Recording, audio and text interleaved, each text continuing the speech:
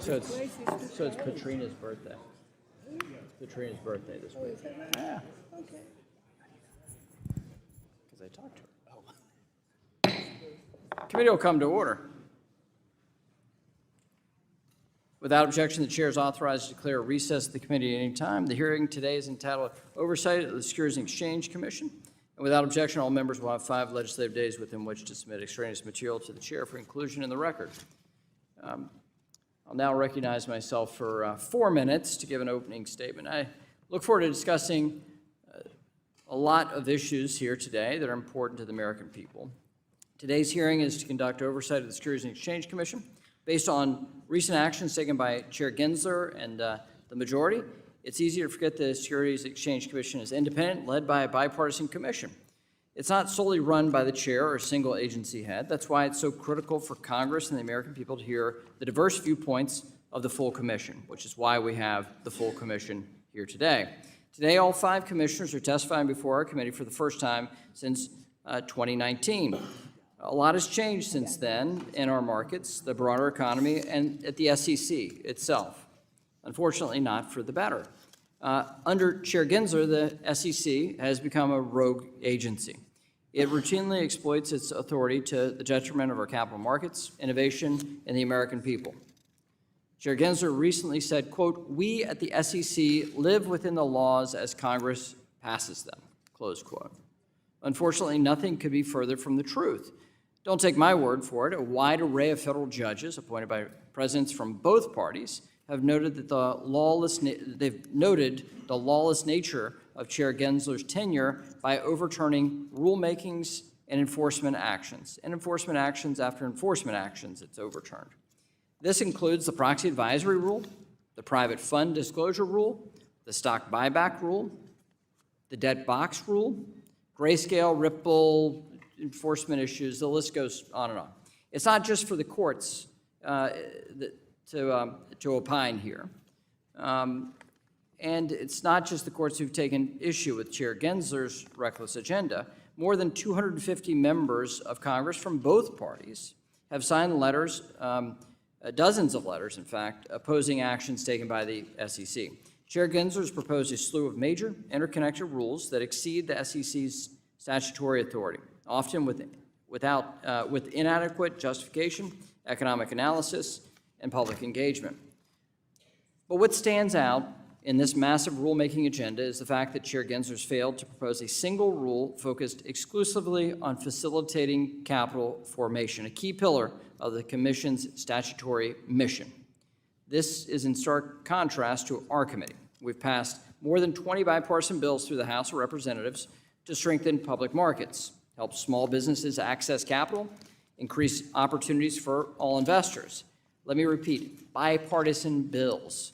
It appears only at Chair Gensler's SEC that capital formation becomes a partisan priority. And that's not the only area the SEC has ignored the bipartisan consensus of the American people's elected representatives. In May, the House passed FIT 21 to create clear rules of the road and provide robust consumer protections in the digital asset ecosystem. More than 2/3 of the House, including 71 Democrats, rejected Chair Gensler's approach to digital assets by supporting clarity and consumer protection with the passage of FIT 21. Yet, true to form, Chair Gensler has doubled down on regulation by enforcement. Without the regulatory clarity and consumer protections in FIT 21, the United States will continue to fall behind Europe in technological innovation and adoption. This is unheard of in modern history, that the United States would fall behind Europe in the deployment of innovative technology. Bipartisan opposition in Congress, continued rejection by the courts, and notably the end of Chevron deference should serve as a warning to Chair Gensler. Whether it's digital assets or climate policy, the SEC cannot unilaterally expand its authority. With a record like that, it's clear Chair Gensler's legacy will be defined by turning the once proud institution of the SEC into a rogue agency. I yield back, and the chair now recognizes the ranking member of the committee, the gentlewoman from California, for 4 minutes for the purposes of an opening statement. Good morning. I'd like to welcome the chair of the Securities and Exchange Commission, Gary Gensler. along with Commissioners Peirce, Crenshaw, Uyeda, Lizárraga, all to the committee today. I'd like to start by recognizing the good work the SEC has done under the leadership of Chair Gensler. Despite repeated attacks against the agency from my Republican colleagues, the SEC has lived up to its mission of protecting investors and ensuring our capital markets remain the envy of the world. In fact, since Chair Gensler's tenure began in 2021, the agency has ensured a fair marketplace for businesses and investors by holding bad actors accountable. For example, the SEC brought 784 enforcement actions levied against $5 billion in fines, nearly $5 billion in fines. Importantly, recovered nearly $1 billion for harmed investors, and the Commission has also responded to the overwhelming number of investors, fully 80%, who have long been urging the Commission to standardize climate risk disclosures. And so, I hope the SEC will also advance additional disclosures like human capital and diversity and inclusion metrics that are not just what investors want, but good for business, bottom line. While the SEC and the rest of the Biden-Harris administration has been doing its job, unfortunately, I can't say the same for all of the House Republicans. The party of MAGA has again taken us to the edge of a shutdown, even though they know they'll need every single Democrat to keep the government open. Our nation is tired of the extreme MAGA Republican Party in Congress. But I want to do something, and I know you do too.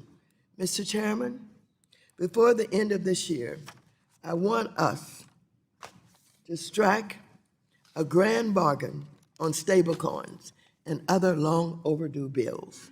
Since 2022, we have been working for hours on end to reach an agreement and have each made concessions. I strongly believe we can reach a deal that prioritizes strong protections for our nation's consumers and strong federal oversight. Our bill can have several paths for stablecoins to be created, but like nearly every other country that has a stablecoin framework, central bank, the Federal Reserve, played a dominant role overseeing this market. And importantly, stablecoins can only be truly stable if they're backed by safe and liquid reserves, like short-term Treasury bills. But I'll be honest, with less than 3 months left in the 118th Congress, we're running out of time to pass this. I know we can get this done if we focus, so let's make it happen. In the meantime, Democrats will continue to fight for more resources for the SEC, including by keeping the SEC and the rest of the government open so that the agency can support capital formation, open opportunities for small businesses, and protect investors. So I thank you again for your testimony, and I'm pleased that the commissioners are here. I yield back the balance of my time, and I've made a public statement to you about bipartisanship. Let's see what you do with it. Well, I thank the ranking member, and I thank the ranking member for starting the conversation during her tenure as chair of this committee and got the committee rolling on digital asset and crypto policy that we were able to, that resulted in bipartisan legislation in this committee. And it's my hope that the ranking member will, that we could come to terms on a stablecoin legislation this Congress, but that we can also provide a little clarity when it comes to digital assets generally. That is the bipartisan will of this committee. Now, the nature of how we do that is where things get a little tougher, and the votes are a little tougher. But I thank the ranking member for the outreach and the public statement of which she has privately told me in no uncertain terms Don't get cornered by Maxine Waters. We'll now recognize the chair of the Capital Markets Subcommittee, Ann Wagner of the state of Missouri. I thank you, Mr. Chairman. Chair Gensler, under your leadership, the SEC has effectively carved the public stakeholders out of the rulemaking process. Despite many significant and interconnected rulemakings, comment periods are averaging almost 25% shorter than under the previous chair. And to make matters even worse, on 3 separate occasions, under your leadership, 10+ proposed rules were simultaneously open for comment. The outcome of this rushed approach is resulting in poorly crafted rules overturned by the courts over and over again, unnecessary costs being imposed on retail investors, and increased bureaucratic regimes for all market participants. It is clear that when it comes to regulating our capital markets, your agenda at the SEC is to move fast and break things. I yield back. Gentlelady yields back. We'll now recognize the ranking member of the Subcommittee on Capital Markets, Mr. Sherman, for 1 minute. Mr. Chairman, this is one of your last hearings, and I applaud you for using it to bring the whole commission to us here so that we could applaud their great work, protecting American investors and making our capital markets the envy of the world. This is a board that has listened to public comment, and particularly in withdrawing or changing the swing pricing proposed rule, the custody proposed rule, and the AI data analytics rule.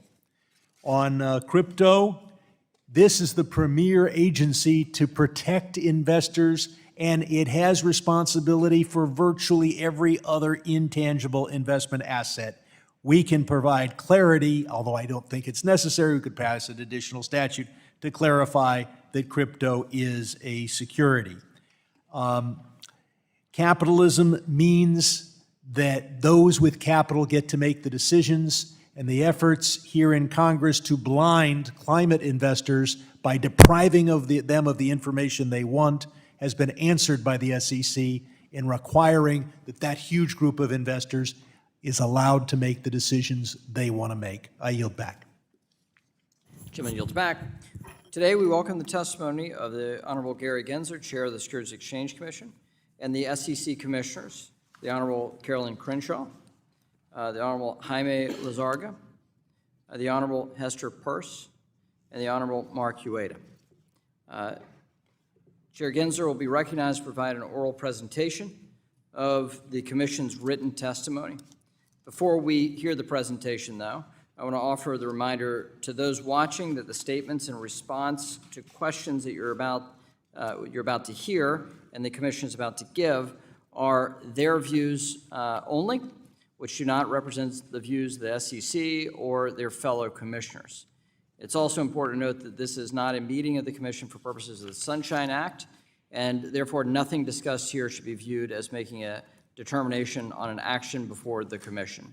The Commission is not authorized to discuss ongoing litigation or enforcement actions, and members will do their best to steer away from these questions that would call for answers about ongoing cases. But members have questions. So without objection, the written testimony and the written statement will be made a part of the record. Chair Gensler, you're now recognized for 5 minutes for oral representation of your testimony. Thank you, Chairman McHenry. Good morning, everybody. Ranking Member Waters and members of the committee, thank you for the opportunity to testify along with my fellow commissioners. It's good to be together. You said the legal part, but I guess our lawyers will tell me I need to say it too, maybe. But although all 5 of us are here, it's not a meeting of the commission under the statute known as the Sunshine Act, and as a result, we plan to be mindful to avoid deliberating on business before the agency. Each of us will be providing our own views, which do not represent those of the SEC or our fellow commissioners, although we may offer our views, which is a good give and take, and share our concerns or general issues. We'll avoid making any determination as a group during the hearing about the course of action that the Commission should or will make in the future on a particular matter, and consistent with long-running practices, will not comment on pending litigation and enforcement actions. I think we're reading from the same script, Chair. Look, the SEC celebrated earlier this year our 90th birthday. In the aftermath of the 29 market crash and the fraud, scams, and other observed problems, President Franklin Roosevelt came together with Congress to enact a series of laws in the 30s, and Congress and Roosevelt understood how vital our capital markets are to investors, issuers, and a dynamic and growing economy. I can't speak for my fellow commissioners, but I think it's part of the success in these last 90 years in our economy. Today, the SEC oversees the capital markets and works to deter and prevent fraud and manipulation, as well as help ensure that investment advisors carry out their duties to their clients and that companies and entrepreneurs can access capital they need to succeed. The SEC is a remarkable agency. We serve investors building for a better future and issuers raising money to fund innovation while overseeing the capital markets where they meet. The essence of this is captured in our three-part mission: protect investors on one hand, maintain the markets in the middle, fair, orderly, and efficient, and facilitate capital formation. So capital formation meets investors and the markets in the middle. Today, we oversee over $100 trillion U.S. capital markets, and they're the deepest, most liquid in the world. To put this in context, the assets of the entire banking system are just $23.5 trillion. So our capital markets are more than 4, almost 5 times that size. Comprising approximately 40% of the world's capital markets, the U.S. capital markets outpace our rough 24% of our economy. So we're kind of punch above our weight class. Everyday investors benefit from the U.S. capital markets. Their investment portfolios fund home purchases, college education, retirements. Approximately 58% of U.S. households own stocks directly or indirectly. American households representing nearly 121 million individual investors own registered funds. You know them as mutual funds and otherwise. Today, registered investment advisors advise 57 million clients. We're an agency that our appropriations from Congress are about $2.1 billion. We've been flat funded, as many agencies across government are. While we are appropriated, we do fund ourselves with fees on stock and other transactions, so we're deficit neutral. I'm proud to say that in 2023, the SEC staff rated us amongst the best places to work in the federal government. We ranked 3rd among mid-sized agencies. I thank you for the opportunity to testify. Our written testimony was joint among the 5 of us, so it didn't have as many adjectives or superlatives, but it did describe exactly sort of what we've done in the last 12 months, particularly the rules that we had adopted, proposed, or are being implemented. So I thank you, and I yield back. Gentleman yields back, and that is a representation of the opening statements for the 5 commissioners. We appreciate you yielding additional time back and for the rest of the commissioners deferring. So we can get into questions. I'll now recognize myself for 5 minutes. Chair Gensler, in March, the Agriculture and Financial Services Committee sent you a letter about the regulatory treatment for Ether, the native token of the Ethereum blockchain. In the letter, we expressed concern the SEC is using different terms to describe digital assets.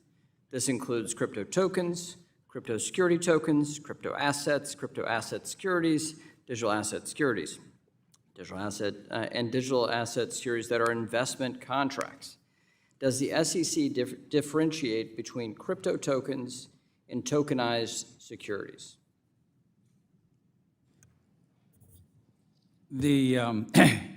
Whether any one offer or sale of an asset is a security depends on the facts and circumstances. In terms of the language or nomenclature, it's less about the terms, it's more about the economics, and it really goes down to a Supreme Court test, which is the law of the land, called the Howey test, and whether an investment contract is being offered and sold to the public, and that public is looking to others in a common enterprise, anticipating a profit. So the labels matter less than what the economics are. But there are different terms, and words have meaning, and the fact that you've used multiple different words to explain what seems to be the same phenomenon, I think really raises questions about clarity. Well, the laws are clear, and it's written by the Supreme Court, but also... The laws are clear, but what we're seeing from the SEC is a lack of clarity. That's what I'm trying to ask you about. You have no, the direct question is about the different terms, and rather than answering that question, you answered a separate question. Kudos to you. Commissioner Peirce, let's get into this question. Do you think that one reason why multiple terms are being used here for crypto is that there's no regulatory clarity or consensus identifying which tokens may or may not be offered pursuant to an investment contract? I think that's absolutely true. We've taken a legally imprecise view to mask the regulatory lack of clarity. So this question of an investment contract, the SEC defined crypto asset securities as an investment contract represented by the underlying crypto asset. Yet, tucked away in a footnote on an amended complaint, the SEC clarified a security is determined by the, quote, contracts, expectations, and understandings centered on the sales and distribution of a digital asset, and not that the digital asset itself is a security. Is the SEC using inconsistent standards here? I mean, is that what's happening? I think what's happening is that we're trying to be ambiguous because the legal precision carries with it real implications. And this is why people have been coming to us and saying we need clarity. Is the token itself a security? Or is it part of an investment contract? Is it being sold together with an investment contract? If it is, what is that investment contract and how long does it track along with the token? By using imprecise language, we've been able to sort of suggest that the token itself is a security apart from that investment contract, which has implications for secondary sales. It has implications for who can list it. And I think this is absolutely, we've fallen down on our duty as a regulator not to be precise. And so tucking into a footnote that, yes, we admit that now actually the token itself is not a security, that's something that we should have admitted long ago and then started wrestling with the difficult questions. Okay. So would a statutory definition provide that clarity for the agency? Or is this something the agency can do itself? You know, we certainly have authority where we can provide guidance. We can use our exemptive authority. It's always helpful to have Congress weigh in, but there certainly are some guidelines we could provide in this area that we have chosen not to provide. But a statutory definition would help. Well, I always welcome the input of Congress. That's fantastic. Everybody's writing, your fellow commissioners are writing that down. We hope to hear more of that today. So let's continue with this question. You've highlighted publicly, Commissioner Peirce, concerns that the SEC is devoting a disproportionate amount of time on the digital asset ecosystem and diverting limited staff resources away from other mission-critical work. Capital formation. How much work has been put into capital formation in the last 4 years for your agency? Nothing on the positive side. I would say we've done things that are negative to capital formation. I now recognize the ranking member, Ms. Waters, for 5 minutes. Thank you very much, Mr. Chairman. Chair Gensler, last Congress, our nation's capital markets saw huge price swings in so-called meme stocks like GameStop. As chairwoman, I convened 3 hearings, including one with the CEOs from Robinhood, Citadel, and hedge funds. We also heard from you. I later released a committee report detailing how gamification, payment for order flow, and weak oversight contributed to investors being fleeced. Following our hearings, our committee advanced several pieces of legislation to fix those problems, including my bill to finalize short-selling rules and provide more clarity around hedge fund positions. You picked up where Congress left off and implemented some of these bills through rulemaking. Can you talk about the reforms you passed, as well as what additional market structure and market integrity reforms did the SEC work on? How would these reforms increase competition and reduce conflicts of interest? Thank you very much. I'd highlight 4 things that we've done. Just last week, actually, we unanimously adopted rules that had been put out to notice and comment about the market structure itself, promoting greater competition in that market, And in that case, relaxing a restriction in the market that now markets could quote in tighter increments, called half a penny rather than a full penny increment, and lowering the fees in the market. But earlier, we also proposed, adopted, and implemented shortening the settlement cycle. So now in America, if you sell your securities on a Monday, you get your cash on a Tuesday. You used to have to wait till Wednesday. And believe it or not, that matters to a lot of people, to get that cash earlier. We also, per Congress's mandate out of the Dodd-Frank Act, we adopted a rule on some disclosure around short selling. And we also adopted some rules with regard to disclosure to clients about the execution quality, the quality in the markets they get when they sell securities. So those are the 4 items that we've done. And I think it does promote greater competition to allow people to quote stocks in tighter increments. And I do think it also helps capital formation. If the markets are more efficient, it helps both sides of the market. I think that it helps capital formation and investors. I don't think there's like an either or a dichotomy. I think most of what we do has helped capital formation. Well, thank you very much. I can recall during the time that we got involved in this issue, particularly, looking at the relationship between Robinhood and Citadel, for example, and calls that we received about Robinhood cutting off investments and just closing down. Is that cured or is that common? The closing down where investors couldn't actually buy additional securities happened because of the relationship with the clearinghouses. And I think this shortening of the settlement cycle was a big plus to that and helped limit the chance that could happen again. So I do think that that was a direct result of the hearings that you had. What was that, in February of 2021? Well, thank you very much. I've gotten a lot of calls wanting to know, what did we do? They didn't seem to know much about the bills that we passed. And I suppose that the general public does not know what you did, and we need to make sure that we get that information out in some shape or form so people will know that we dealt with those issues at the time that we experienced them. Thank you, and I yield back. Lady yields back.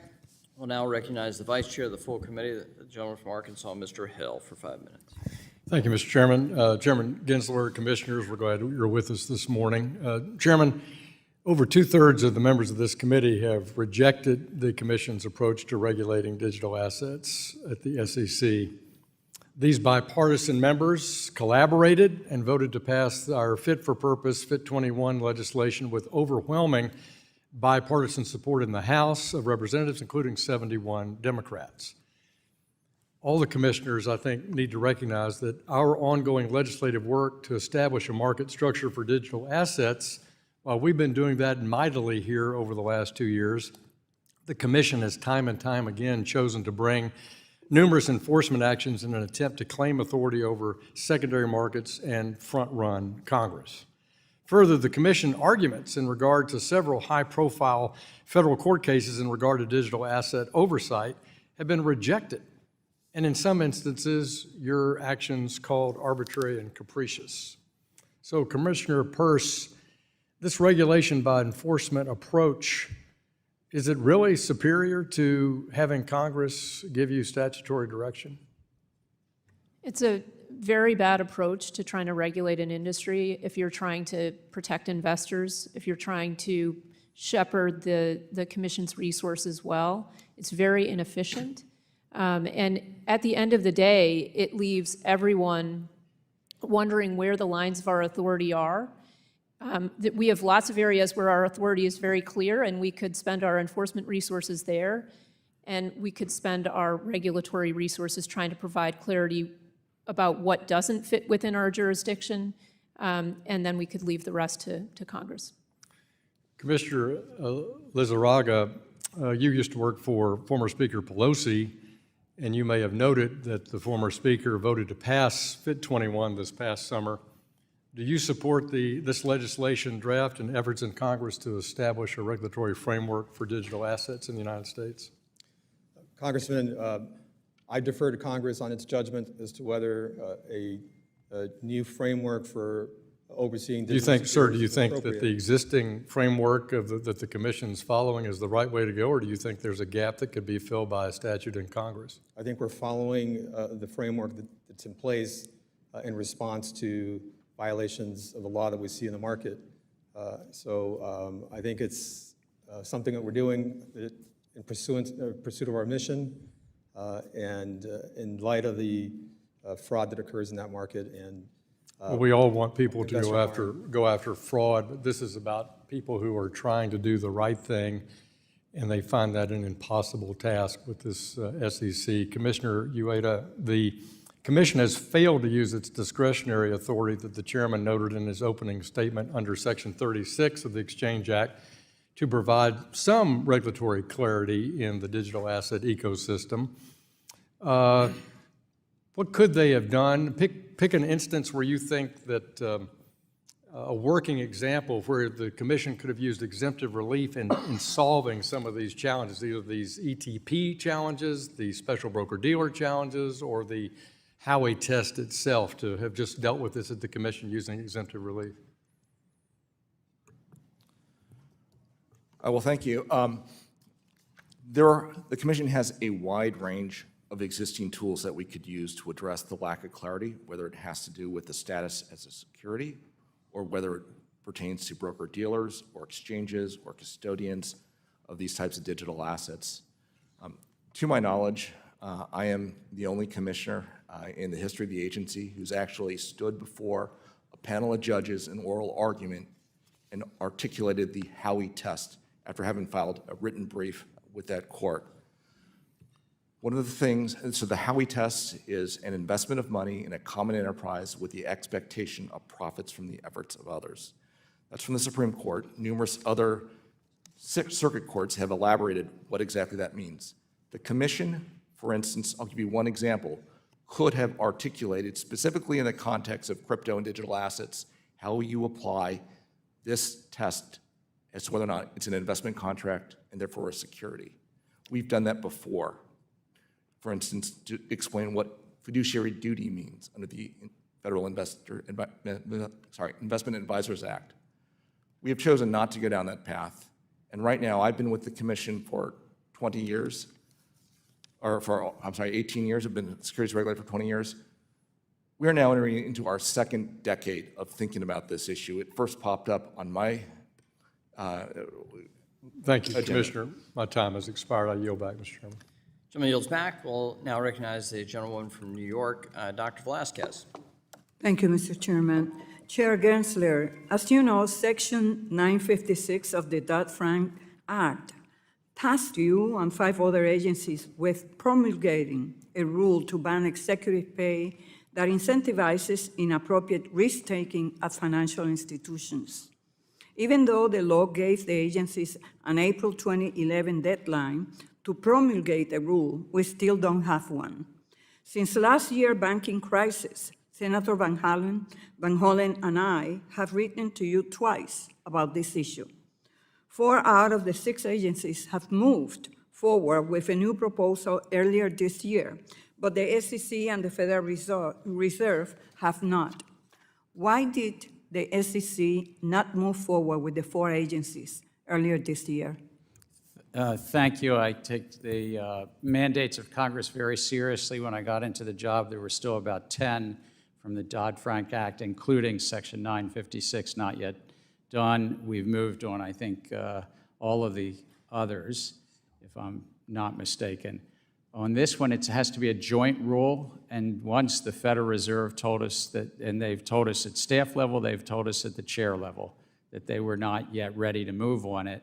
I thought it was best just Sir, you said that you're taking this job seriously. It has been 14 years. I Do think, you think we deserve better? I think that the American public definitely deserve that we do this, and I'm supportive and have asked staff to work on it. So, But I understand the Federal Reserve is not willing at this time to move forward, so it was a matter of resources. On what timeline are you committed to implementing this rule? Jointly, as Congress has said, with 5 other agencies, we So let me will ask not you- slow the Federal Reserve down. We will be What- ready whenever they're ready. What progress, if any, has the SEC made this year to propose a rule? We've collaborated and talked to all the other 5 agencies, and we can only actually propose something if joint. And so we need the Federal Reserve. If they're ready, we'll be ready. Commissioner Lizárraga, do you think it's time for this rule to be promulgated? Yes, Congresswoman, I recently gave a speech outlining my views about the importance of advancing this important Dodd-Frank priority. It has been a long time. And why do you think the SEC and the Fed are stalling on this The issue? reality of joint rulemaking, I think, is part of it. It is complicated, and the other component to this. We all know that it's complicated, but it has been 14 years. I hear you, and the one thing I was going to add, though, is that the other agencies, unlike us, don't have to conduct economic analysis like we do, so that also adds another layer. By a show of hands, is there anyone who thinks this rule should not be implemented? Well, I will remind everyone that Dodd-Frank does not instruct the SEC or the other agencies to study the rule or inform Congress about whether they think the rule is a good idea. The law requires the covered agencies, including the SEC, to implement the rule regardless of whether or not they think it's necessary. And it's been 14 years. So I find it hard to believe that the rule is so overly complicated or needs so much analysis that it will take 14 years. As I have said before, I will continue to bring this rulemaking up at every opportunity until the rule is finalized. Chair Gensler, we continue to hear about the benefits of tokenization and have seen large asset managers like Franklin Templeton use blockchain to digitize their assets. The SEC has approved several of these products. Do you see any evidence that the savings realized by the asset issuers is being passed on to the consumer? I'm not familiar enough with any one of the projects, but regardless of where somebody stores their ledger, if they tokenize security, an equity, a bond, or an investment contract, it's important to make sure that the investors and the investing public have the disclosures they need. But just putting something on a tokenization, on a blockchain ledger, doesn't change the economics. It's whether it's a good investment, and Thank you. we stay merit neutral on that. I yield back.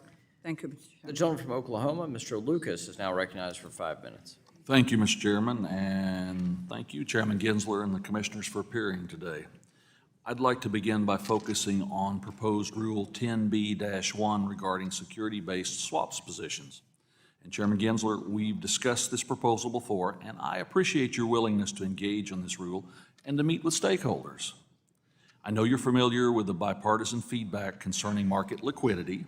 Chairman, would you first briefly touch on if the commission is still taking the bipartisan feedback into consideration? And I'd also appreciate it if Commissioner Peirce would offer insight on that as well. But first you, Commissioner. Yes, and your feedback was very helpful because you helped write this provision in the original bill, and I remember it because we worked together on some of that legislation. So while a comment period closed months ago, if feedback comes in, just like this discussion here, we continue to consult and consider that in this. This is about whether in securities-based swaps, there's some reporting or transparency for the larger positions to the agency and secondly, whether there's any public reporting of that. And there was a lot of comments in the comment file to maybe look to just have the reporting to the agency and not have it public, but we're still considering that record. Commissioner Peirce? I mean, I think this project is pretty typical of a lot of rulemaking projects at the SEC. We go out with something really broad and very onerous and lacking the data to form the basis for it. And then we get comment back saying, hey, this is unworkable, it's going to have really adverse unintended consequences. And we pull back, and so we're thinking about it now, and I don't know where we'll come out, but I will say if we get it wrong, then we really risk roiling the markets, and so I hope we will take that consideration into account. The SEC recently made significant reforms to Treasury clearing, which plays a vital role for financial markets in the U.S. economy. Market participants have expressed the need to extend those timelines for implementation to be successful. Chairman Gensler, has there been consideration given to adjusting this timeline? We worked very closely with the U.S. Department of Treasury and the Federal Reserve on what was, when we adopted this, about a 2.5-year timeline. This is a vital market to the U.S. taxpayers, a $28 trillion Treasury market, and it's really to bring greater efficiency, meaning lowering the cost, and lowering the risk, resiliency through central clearing. The first timeline is on track right now in March of next year for what's called customer clearing. The ultimate timelines go all the way through June of 2026. Commissioner Peirce, could you offer your perspective on Treasury clearing timeline? So I didn't support the rule because I thought we could have taken a more measured approach, but now that the rule's in place, I'm committed to as sound implementation as possible, and I think we should be open to the idea of extending the timelines, and also we should be working closely with industry and other regulators to make sure we're getting this right. I've called for setting up a task force to really throw ourselves into the implementation process, and then that will put us in a place to know whether we need to extend timelines. As many of my colleagues have discussed during the past several years, the volume and scope of the SEC rulemakings have been of concern. The two examples, the custody rule and the predictive data analytics rule, both presented major challenges to the market and both seem to require major revisions to address the unintended consequences. Commissioner Uyeda, could you discuss how the Commission could better catch these unintended consequences before reaching the proposal stage? One common tool, which we have not used in recent times, is to hold roundtables and other fact-finding type activities that would lay a better predicate before we issue an actual proposal. That is one of the challenges, I think, and concerns I've had about our current proposals, is they are so broad and so wide. We have the proposal itself, but many times we'll have dozens, if not scores, of permutations and combinations on that. When you have multiple rulemakings all at the same time on different subjects that affect the same entities, it's really hard for them to give us thoughtful feedback on that. So this is one where it's a bit like, I think the saying in construction, measure twice, cut once. We should think about doing the same thing with proposals. Thank you, Commissioner Uyeda. Yield back, Mr. Chairman. Gentleman yields back. We'll now recognize the gentleman from Missouri, Mr. Cleaver, for 5 minutes. Thank you, Mr. Chairman. Mr. Chairman, well, all of the guests here today, some of you may have been told when you were kids that paranoia is bad, and that we need to avoid that.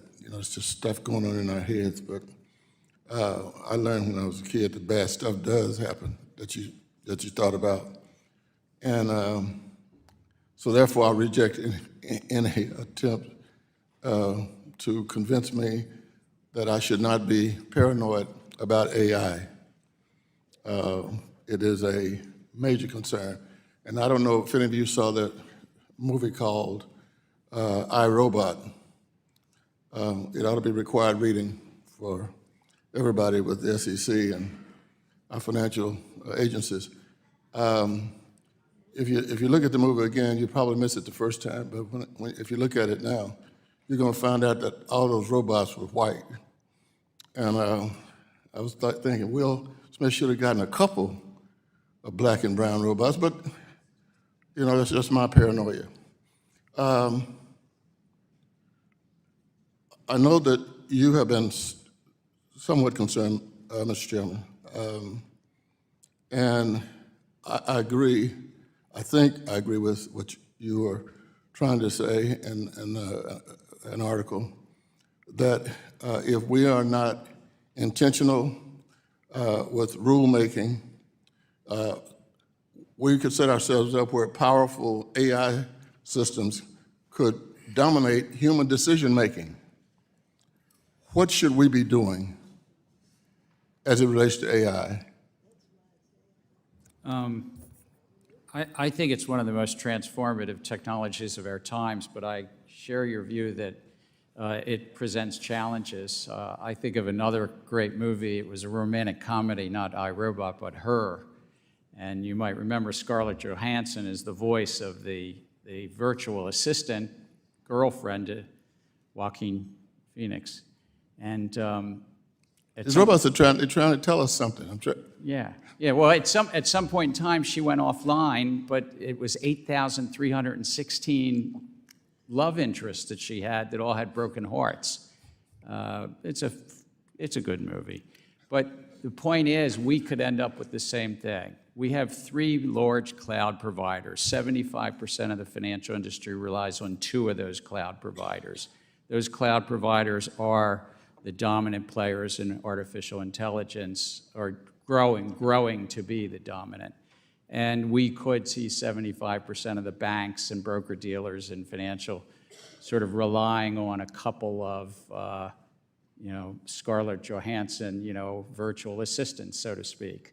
And I think that a future chair of a banking committee, House Financial Services Committee, could be overseeing a hearing saying, what happened, why did we have the financial crisis of 2030 or 2035 or something? I think that's a risk. What to do about it, it's hard because it's across so many different financial actors.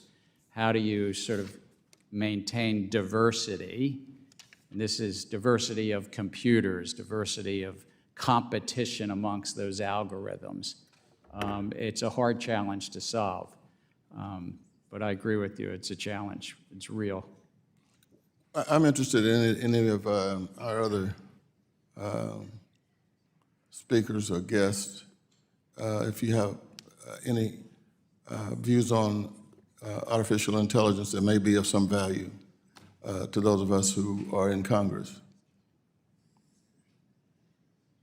I mean, I think skepticism is always warranted, but I think we also need to look at the promise of the new technology in ways that it can help us as a regulator to regulate better and can help the industry to better serve more people at a lower cost. And so we need to balance the skepticism with the optimism for what the technology can do.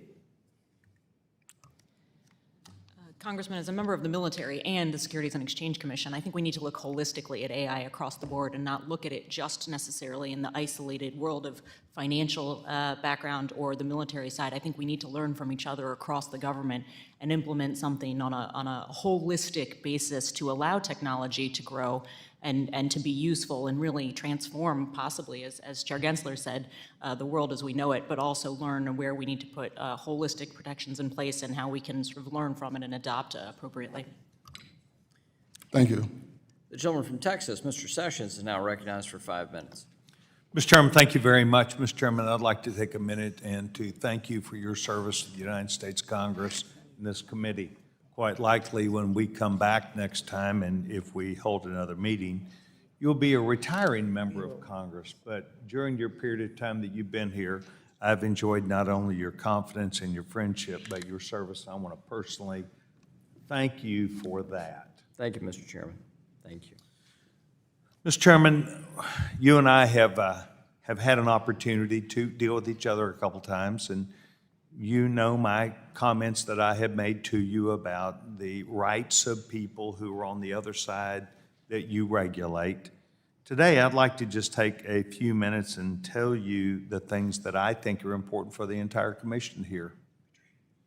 One of them is that I believe that you need more fairness and balance. I think the SEC does not have fairness, nor balance. I think that the SEC is engaged in selective enforcement. I think they're engaged in selective enforcement, perhaps of 1 or 2 or 5 people in a marketplace that were not really guilty of anything, but simply were someone that you wanted to make an example of. I think that you can come up here and hear members say how proud they are of you for having $5 billion worth of fines that you have put off of people who have theoretically done something wrong. That diminishes shareholder value too. When you fine a company, it takes away shareholder value, and that's one of the things that your commissioners have talked about today, that their mission is to ensure shareholder value and to protect people. Mr. Chairman, I believe that you should engage, as well as all the commissioners, in making sure that you do not make examples of a few select people. Mr. Chairman, I believe you should look at the mission statement that the SEC has, perhaps on a daily basis, and make sure that your staff and you live up to that. I believe that if you get in trouble, if you didn't intend to get in trouble, you ought to be able to get out of trouble. You ought to be able to work your way through regulatory morass instead of waiting for the average of 140 days or whatever it might be for you to respond back to a person. Mr. Chairman, I believe that the marketplace is complex. I believe that things happen that none of us have any real control over, including bankruptcies or other matters. It's when you collude to do something, or you have insider information, or you fail to do your job properly, due diligence or whatever. But I can give you examples where the SEC is causing individual agents in the marketplace who also lost money in certain assets, and the SEC came after them and had them spend $500,000 of legal counsel to defend themselves against something they, nor they alone, were engaged in, but it was selective enforcement. And I have seen this across this Biden administration at the Department of Justice, at the SEC, and other places. And I believe that there is some demand put on you, or something that you're doing to cause actions that are neither fair nor balanced. I've got a minute left. Sir, would you like to engage that issue and defend that? I'm very proud of the agency and the hardworking folks of the agency, the 1,300 folks in enforcement, but all the other lawyers and accountants and economists and my fellow commissioners that support that effort. They follow the facts and the law where they take them. We do bring, as noted, 700 or so enforcement actions a year, many of them settled actions. We look to people who cooperate with the agency and really recognize that cooperation with the agency to try to, as you say, get things right. I, by the way, would concur with you. Markets are complex and life is complex, and people do often make genuine, just human mistakes. But our enforcement division, I couldn't be prouder of them. I will and look they forward following. to testing that theory, and I want to thank each of you for your service, not just to the SEC, but the American people, and I will challenge you properly and professionally on this issue. Mr. Chairman, I yield back my time. The gentleman from Illinois, Mr. Foster, is now recognized for 5 minutes. Thank you, Mr. Chairman, and to our witnesses. Price discovery is critically important to the success of our capital markets, and it's really foundational to investor confidence. However, with the rise of day trading and trading apps, social media buzz seems to have as much an effect sometimes on equity pricing as economic fundamentals. This concern gets amplified when the social media is swamped by inauthentic AI-generated bot accounts that the social media platforms seem unwilling or capable of identifying and removing. It is obvious that manipulative misinformation can have long-lasting impacts on companies' reputations and their ability to raise capital. And perhaps abusive short selling is the most obvious example where this could happen. Chairman Gensler, do you think that revisiting short selling regulations is necessary to prevent this sort of manipulations that can happen on social media or other false claims injected into fake media sites, various kinds of inauthentic, often AI-generated speech? Let me start with artificial intelligence and then go to the short selling, if I might. But I think fraud is fraud, and whomever deploys a model has a responsibility to make sure that they're not using that model to defraud the public, manipulate the markets, as you say. But I think it will be an interesting challenge over time, whether this committee or judiciary committees across government will have to sort of address this concept of the state of mind and what's the lawyers call scienter. Is the model thinking the human that deploys them, I believe, has certain responsibilities, but that may play out in Congress as well. I think in terms of short selling, it is an important part of the markets. This is a very important part of price discovery that we in our capital markets, somebody can express a view that a stock will go up and somebody can express a view that it's going to go down. What's critical is that people are not trying to make false claims, lie to the public, manipulate markets. Yeah, and so the issue is the anonymous AI-generated trash that's appearing on social media and our inability apparently to stop it. And that's very different than an opinion letter in the Wall Street Journal where everyone knows who's involved. It's a very different. And I can only speak for myself, but I contend that that individual who deploys the model has certain obligations to ensure that that model is not making false claims, misleading. If we can figure out who they are.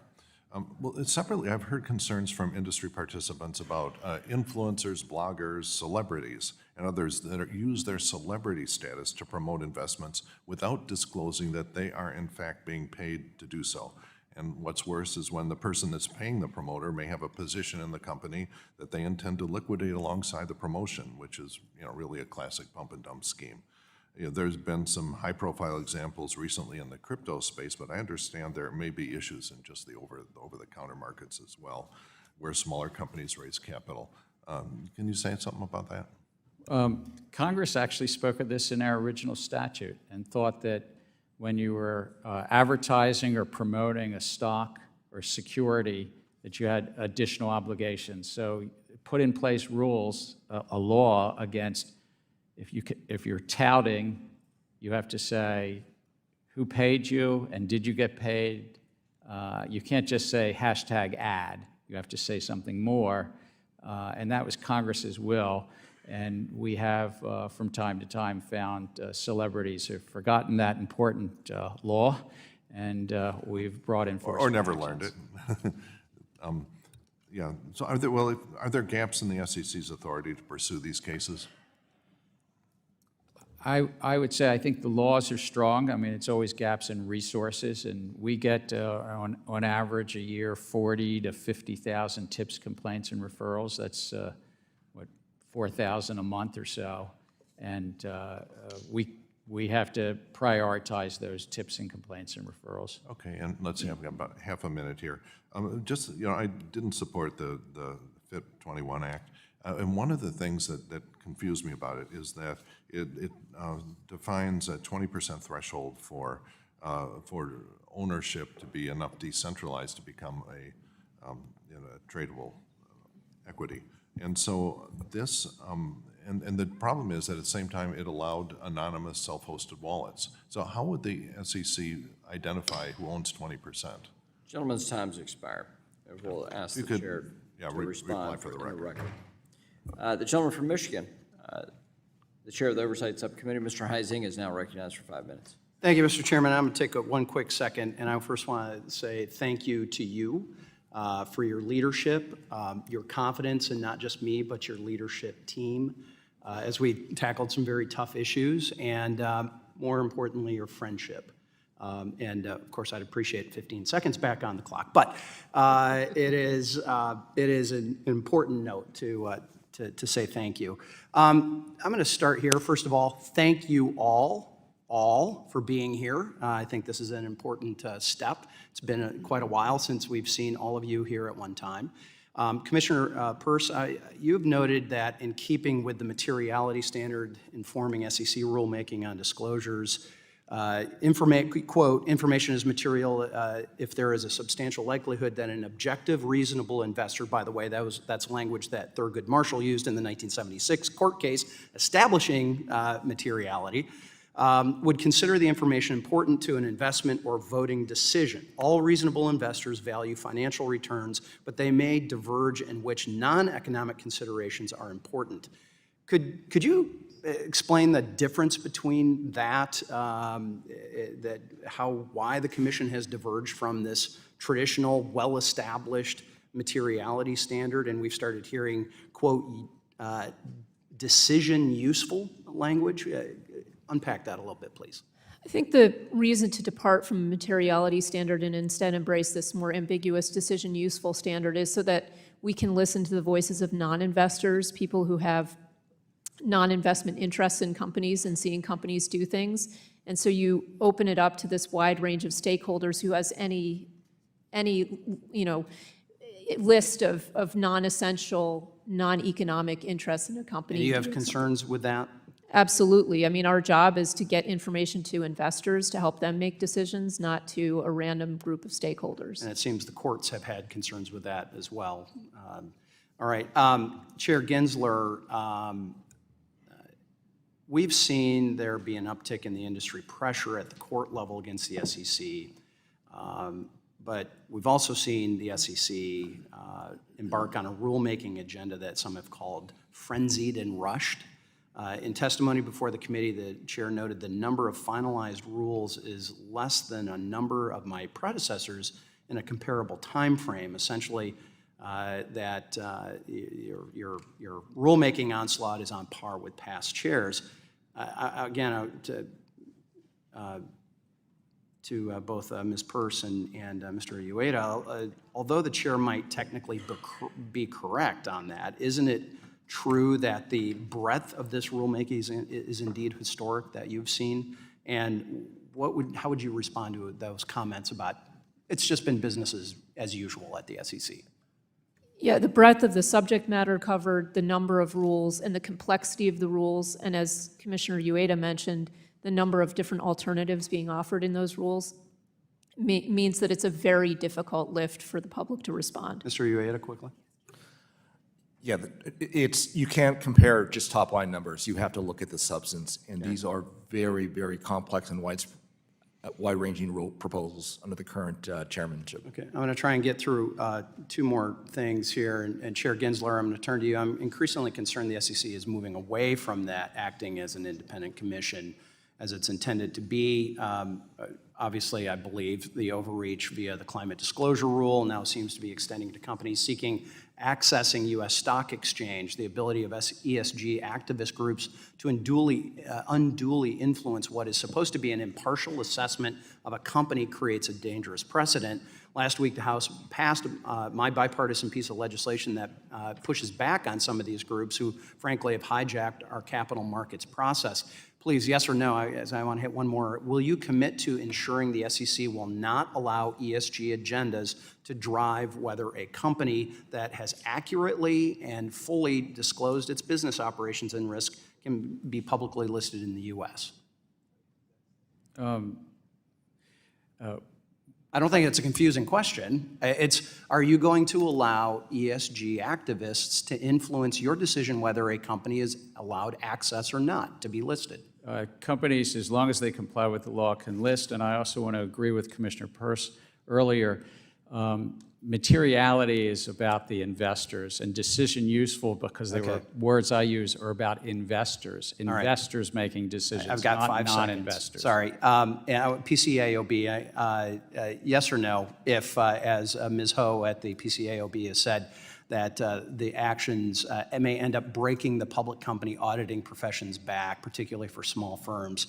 Yes or no, if we break the profession in the name of investor protection, are we really protecting investors? I know I will ask for a written response on that, but I appreciate that, Mr. Chairman, and I yield back. The gentleman from California, Mr. Sherman, is now recognized for 5 minutes.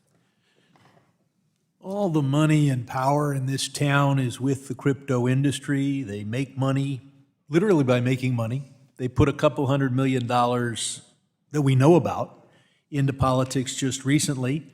And of course, I say that we know about because crypto's one magic skill is the ability to hide money, hence the name cryptocurrency, which means hidden money.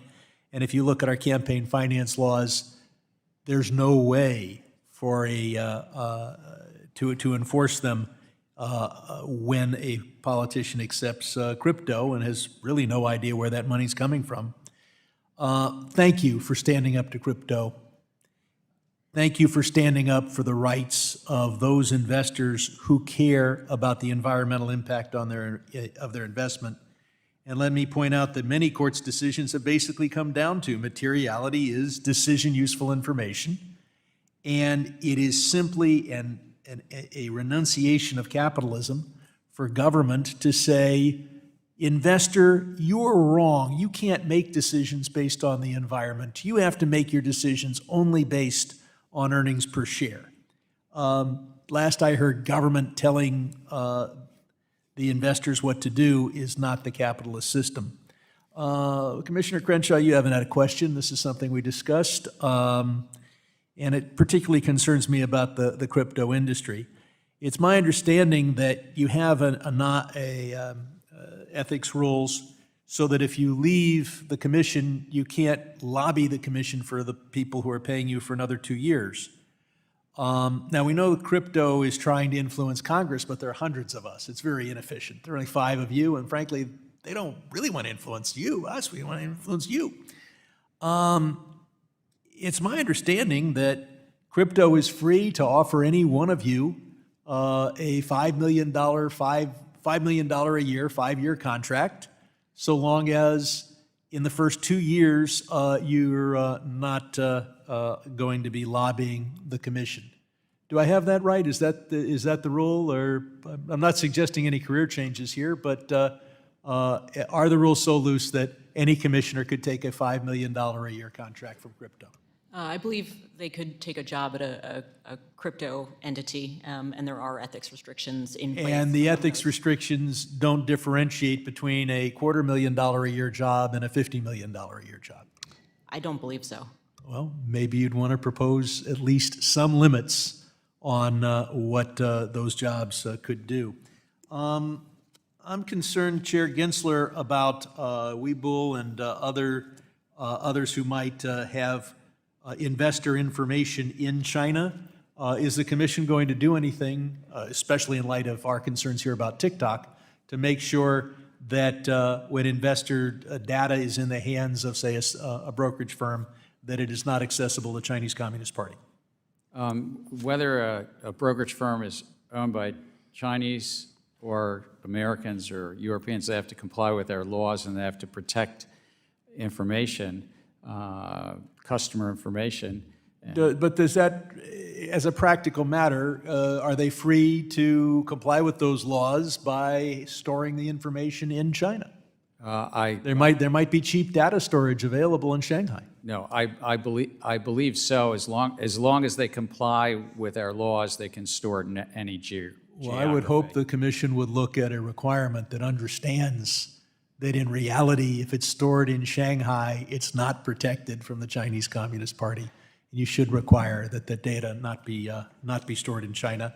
And I want to commend you for withdrawing, and I know you're going to be republishing rules on swing pricing, liquidity rule, safeguarding the safeguarding rule. And I think you've really listened to Congress. I think those rules needed change. On the other hand, I want to commend you for the rules giving climate investors the information that they need and deserve. I want to point out, as you look at the safeguarding rule, that there are, do you see any reason why that would have to deal with the safeguarding of real estate? I mean, it's hard to move and the county records are pretty clear. Are we worried that, would we need the safeguarding rule to cover real estate? Again, we put something out for comment. We got a lot of feedback, including around real estate, and I've asked staff to take all those comments in and make a recommendation to the five of us on how to move forward on, in essence, reproposing, taking into consideration the scope of the assets, for instance, this real estate, but also the requirements. There were many comments about the requirements and whether to do that which Congress had originally laid out in Dodd-Frank on this. The gentlewoman from Missouri, the chair of the Capital Markets Subcommittee, Ms. Wagner, is now recognized. Yes, thank you, Mr. Chairman. Commissioner Peirce, the SEC continues to extract huge settlements for enforcement cases relating to, I'm going to call off-channel communications. Firms have paid a combined total of over $3 billion in fines as part of the overall sweep. Has any fraud or customer harm been found, and what is the SEC basing these fines on? It certainly has become a cash cow for the SEC, and so the typical case is not based on fraud or any evidence of a problem other than a record-keeping problem. Now, that's a serious problem, but I think we need to address it not through enforcement first, but through regulatory work that involves working with people on the outside the industry and so forth to try to figure out how to make these rules workable and also effective for our regulators. No fraud, no customer harm. Why didn't the SEC issue a risk alert during COVID, for instance, when it knew that the whole world was becoming more reliant on using phones for communication during this time of abrupt, forced remote work? Why did the SEC wait and play gotcha after the fact with enforcement actions? Yeah, I mean, I think you point out that a lot of this probably did stem from the fact that COVID changed the world and the way we do things. And that's why we should have taken a regulatory approach first. And then for people who were outliers and bad actors and were defying the rules, we could have brought enforcement action. Over $3 billion. It's quite the cash cow. I'd like to enter, Mr. Chairman, into the record the dissent that Commissioners Peirce and Uyeda released today regarding this. Commissioner Uyeda, pardon me, retail investors are statutorily allowed to invest in private investments, including private funds via closed-end funds, which are subject to important protections under the Investment Company Act. However, SEC staff, through informal guidance, whatever that is, and not rulemaking, has prohibited a closed-end fund from investing more than 15% of its net assets in privately offered funds, unless the closed-end fund's shares are available only to accredited investors. Private funds have grown enormously in number and variety, sir, in the past 2 decades, but ordinary investors are unable to invest in them. That's why I sponsored bipartisan legislation, along with Representative Meeks, the Increasing Investor Opportunities Act, to overturn the informal SEC staff position and allow closed-end funds to more fully invest in private funds. Earlier this year, this important legislation passed the House with significant bipartisan support. Why has the SEC permitted its staff to deny everyday, ordinary retail investors the same opportunities for investment returns from alternative asset classes enjoyed by affluent investors? I find the position taken by the staff to be frustrating.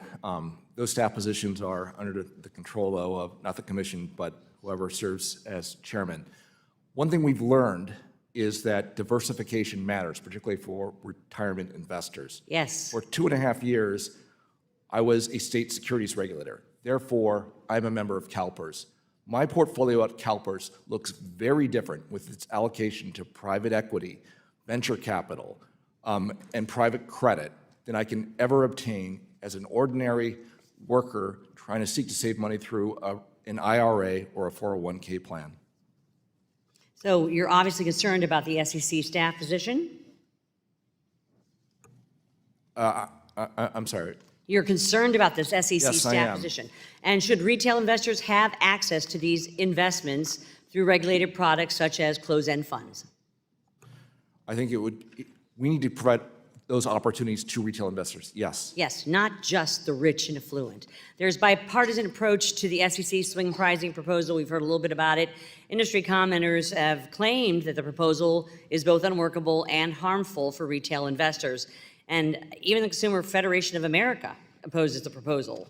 Let me just say, Chair Gensler, did you still intend, because I'm not clear on this, to advance this swing pricing rule in the face of overwhelming opposition? Sir. We got a lot of comments, as you mentioned, about the challenges of that rule. Also, I want to note that the banking regulators oversee about $6 trillion of collective investment trusts, and what we've said, and what I've said is, until we see what the bank regulators do, I think All right, we so should it's still not clear. hold on this. I would say to Mr. Sherman and others that oppose it greatly, along with two of your commissioners, a reproposal cure has got fatal flaws too. So I yield back, Mr. Chairman, as my time has expired. The gentleman from Massachusetts, Mr. Lynch, is now recognized for 5 minutes. Thank you, Mr. Chairman. Very quickly, I understand, Mr. Chairman, this could be one of your last hearings as a member of this esteemed body, and I just want to say that while we spend most of our time arguing, I still regard you as a good and decent man, and I'm pleased to have served with you. I also have to confess that there are a handful of your Republican colleagues that I wish would leave Congress. However, you are not among them. You are not among them. So thank you for your service Thank you, my friend. to Congress. Really appreciate it. Chairman Gensler, Mr. Lizárraga, good to see you again. Welcome back. Welcome back. Mr. Chairman, so on September 3rd, 2024, let me shift over here, the FBI issued an alert warning the crypto industry that North Korea is, quote, conducting highly tailored, difficult to detect social engineering campaigns against employees of decentralized finance, DeFi, cryptocurrency, and other businesses to deploy malware and steal cryptocurrency. The alert specifically noted that North Korea has, quote, conducted research on a variety of targets connected to cryptocurrency exchange-traded funds, which suggests ETFs may be a target of North Korea soon.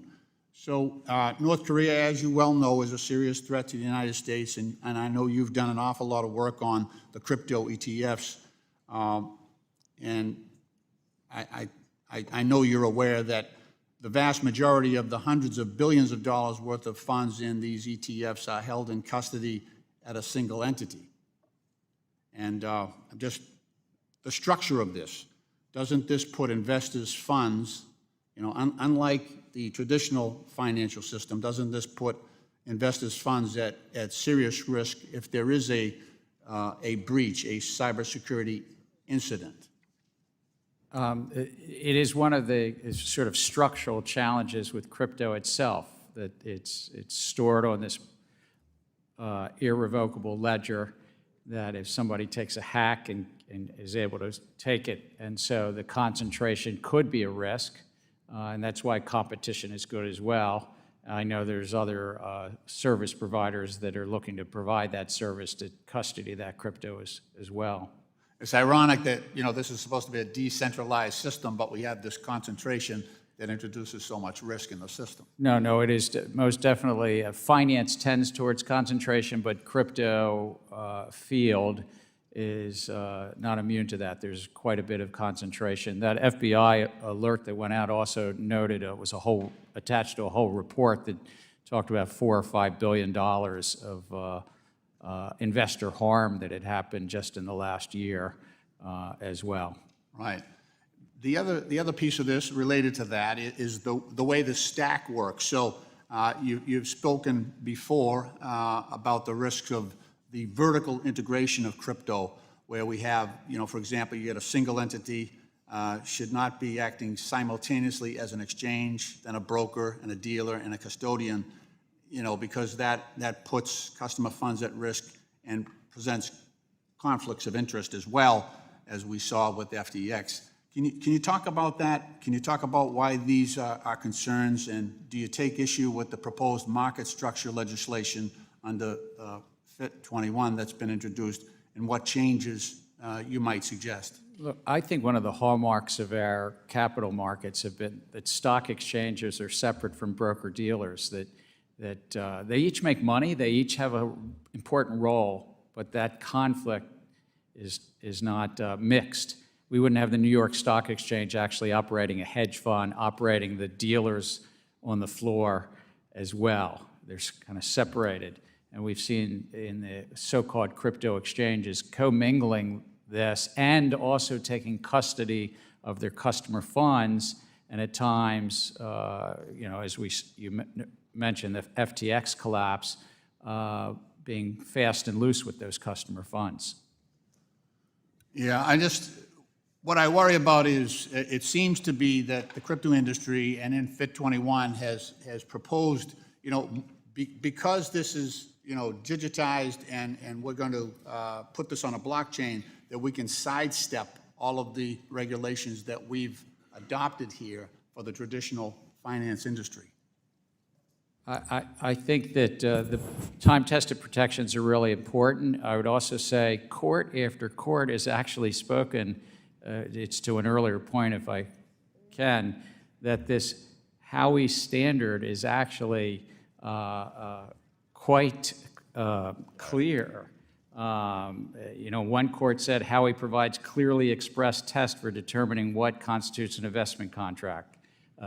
Another court said the SEC based its claim on straightforward application of a venerable Supreme Court precedent. I could go on and read quote after quote from cases in the crypto field. Well, thank you. Thank you for your courtesy, Mr. Chairman, and I yield back. Thank you. We'll now recognize the gentleman from Kentucky, Mr. Barr, for 5 minutes. Thank you, Mr. Chairman. Chair Gensler, you say Howey is clear, but let me tell you what's not clear. What's not clear is what the rules of the road are if you're in the crypto business. Over the past several years, the SEC has brought approximately 150 enforcement actions related to the digital asset ecosystem. In 2023 alone, the SEC brought nearly 50, up from 53% from 2022. Let me read a description of what your agency is doing to one particular company, Coinbase. Today's Wells notice does not provide a lot of information for us to respond to. The SEC staff told us that they have identified potential violations of securities law, but little more. We asked the SEC specifically to identify which assets on our platforms they believe may be securities, and they declined to do so. Today's Wells notice also comes after Coinbase provided multiple proposals to the SEC about registration over the course of months, all of which the SEC ultimately refused to respond to. So, Coinbase repeatedly, 30 times, tried to come in and register with the SEC, and the SEC refused to respond. They then submitted a petition for a rulemaking, which was rebuked, which was completely ignored. Then the SEC identified potential violations in a Wells notice, but refused to identify what those were. Howey, in your mind, is very clear. What participants in the crypto space are telling us is that this is totally unclear. Commissioner Peirce, is this moving target, is this lawlessness by the commission conducive to investor protection? No, it's not. Chair Gensler, I think we need not only Fit 21, but we need an SEC that actually establishes rules so that everybody knows what they are and enforces those rules instead of making everything a moving target and refusing to respond to requests from investors and providers of crypto assets what those rules are. But I want to move to another question really quickly. Over and over again, your administrative actions have been invalidated by the courts. And we've seen it in the proxy advisory rule, the private funds disclosure rule, the debt box example, the stock buyback rule, grayscale, Ripple. Over and over and over and over again, your administrative actions have been struck down in federal court. Commissioner Peirce, what does this say about the legitimacy and reputation of the SEC when the agency is constantly losing in federal court? Well, it certainly says we need to be a little more careful when we go out with proposals and when we take actions to make sure that we're acting within the constraints that Congress gave us. And these are things that, in many of these instances, private fund rule, advisor rule, for example, we knew ahead of time that there were legal questions about whether we had the authority to do what we did, but we moved forward, and this is not good for our institutional integrity. Well, it's in administrative law files, violation of the APA, arbitrary and capricious actions, but let's go to the basics. The basics is statutory authority. And now we have West Virginia versus EPA and Loper Bright overturning Chevron. In light of those decisions, Commissioner, can you identify any specific statutory authority, Commissioner Peirce, can you identify any specific statutory authority where Congress has granted the SEC authority to promulgate regulations that compel companies to disclose general and immaterial information about environmental or social issues? As I pointed out in connection with the climate rule, I'm very concerned about moving beyond materiality. I think that we are on shaky legal ground when we move away from financial materiality, which is the touchstone of our disclosure. Well, is there any statutory authority at all, specific statutory authority? There are instances where Congress has told us specifically conflict minerals, for example, where we want you to go and do something regardless of the materiality. Well, let me ask you this. Our colleagues, my colleagues on the other side of the aisle, Mr. Kasten and Mr. Vargas, introduced the Climate Risk Disclosure Act in the 116th Congress, and then the House passed a version of that in the 117th Congress, Representative Vargas's Corporate Governance Improvement Investor Protection Act. Those pieces of legislation, to their credit, to my colleagues' credit, attempted to confer specific statutory authority to the Commission to do what you did in the Climate Disclosure Rule. But guess what? The Senate didn't pass those laws. The fact that this body has proposed statutory authority but specifically declined to enact it into law, what does that say about the SEC's authority to promulgate the Climate Disclosure Rule? Again, our baseline is materiality. If Congress wants us to do something in immaterial disclosures, then they can tell us to do that. Point is, we haven't done it. You don't have the authority to do it. I yield back. The gentleman yields back. The gentlewoman from Ohio, Mrs. Beatty, is now recognized for 5 minutes. Thank you, Mr. Chairman and Ranking Member. To our witnesses, let me start with you, Chair Gensler. I've got a couple questions I'm going to try to get through. The first one is on proxy advisory firms. As you know, these firms are contracted by investors to provide them with independent advice and analysis on proxy votes, which is where the shareholders are presented with an opportunity to vote on a whole host, a range of matters requiring the company's policy. Proxy advisory firms also help level the playing field for those smaller investors who may not have the money, the resources to conduct such research on their own. Can you tell me how the SEC's regulations on proxy advisory firms ensure that these firms are acting in the best interest of the shareholders? It's a little bit complicated because the prior commission in 2020 had proposed and adopted a rule on proxy advisors that then has recently gotten, I guess the word would be vacated, but I have to get the right word. Commissioner Peirce, do I have that right word? I'll defer to you as the lawyer on this one. All right. All right. If it's this complicated for you all, then So just no, think I'm about just saying the because the rule that the commission adopted in 2020 just recently in a court, in the DC Circuit Court, was not upheld. Okay. It was a prior commission's rule, and so I don't think that we have the direct authorities that we once had or thought we had, Okay, I'll look at what they did, and then we'll come back because we need to visit that, because now if you don't think you have the authority, I don't know what's going on with these smaller investors. Okay, but let me switch to human capital management disclosures. Mr. Chairman, human capital disclosures include employee salary, as you know, information, training and development initiatives, as well as talent attraction and retention metrics, just to name a few. Investing in these areas can have a significant impact on company performance. Additionally, by investing in training and skills, team skills, company objectives have met 90% more often their goals.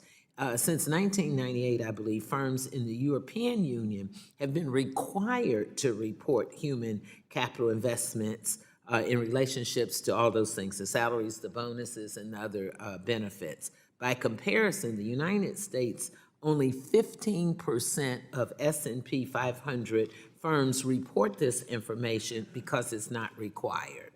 Do companies that disclose this information see any tangible benefit in terms of their shareholders' values and returns, in your opinion? I think that it's important information, but it ultimately is not what I think. It's whether investors find it material.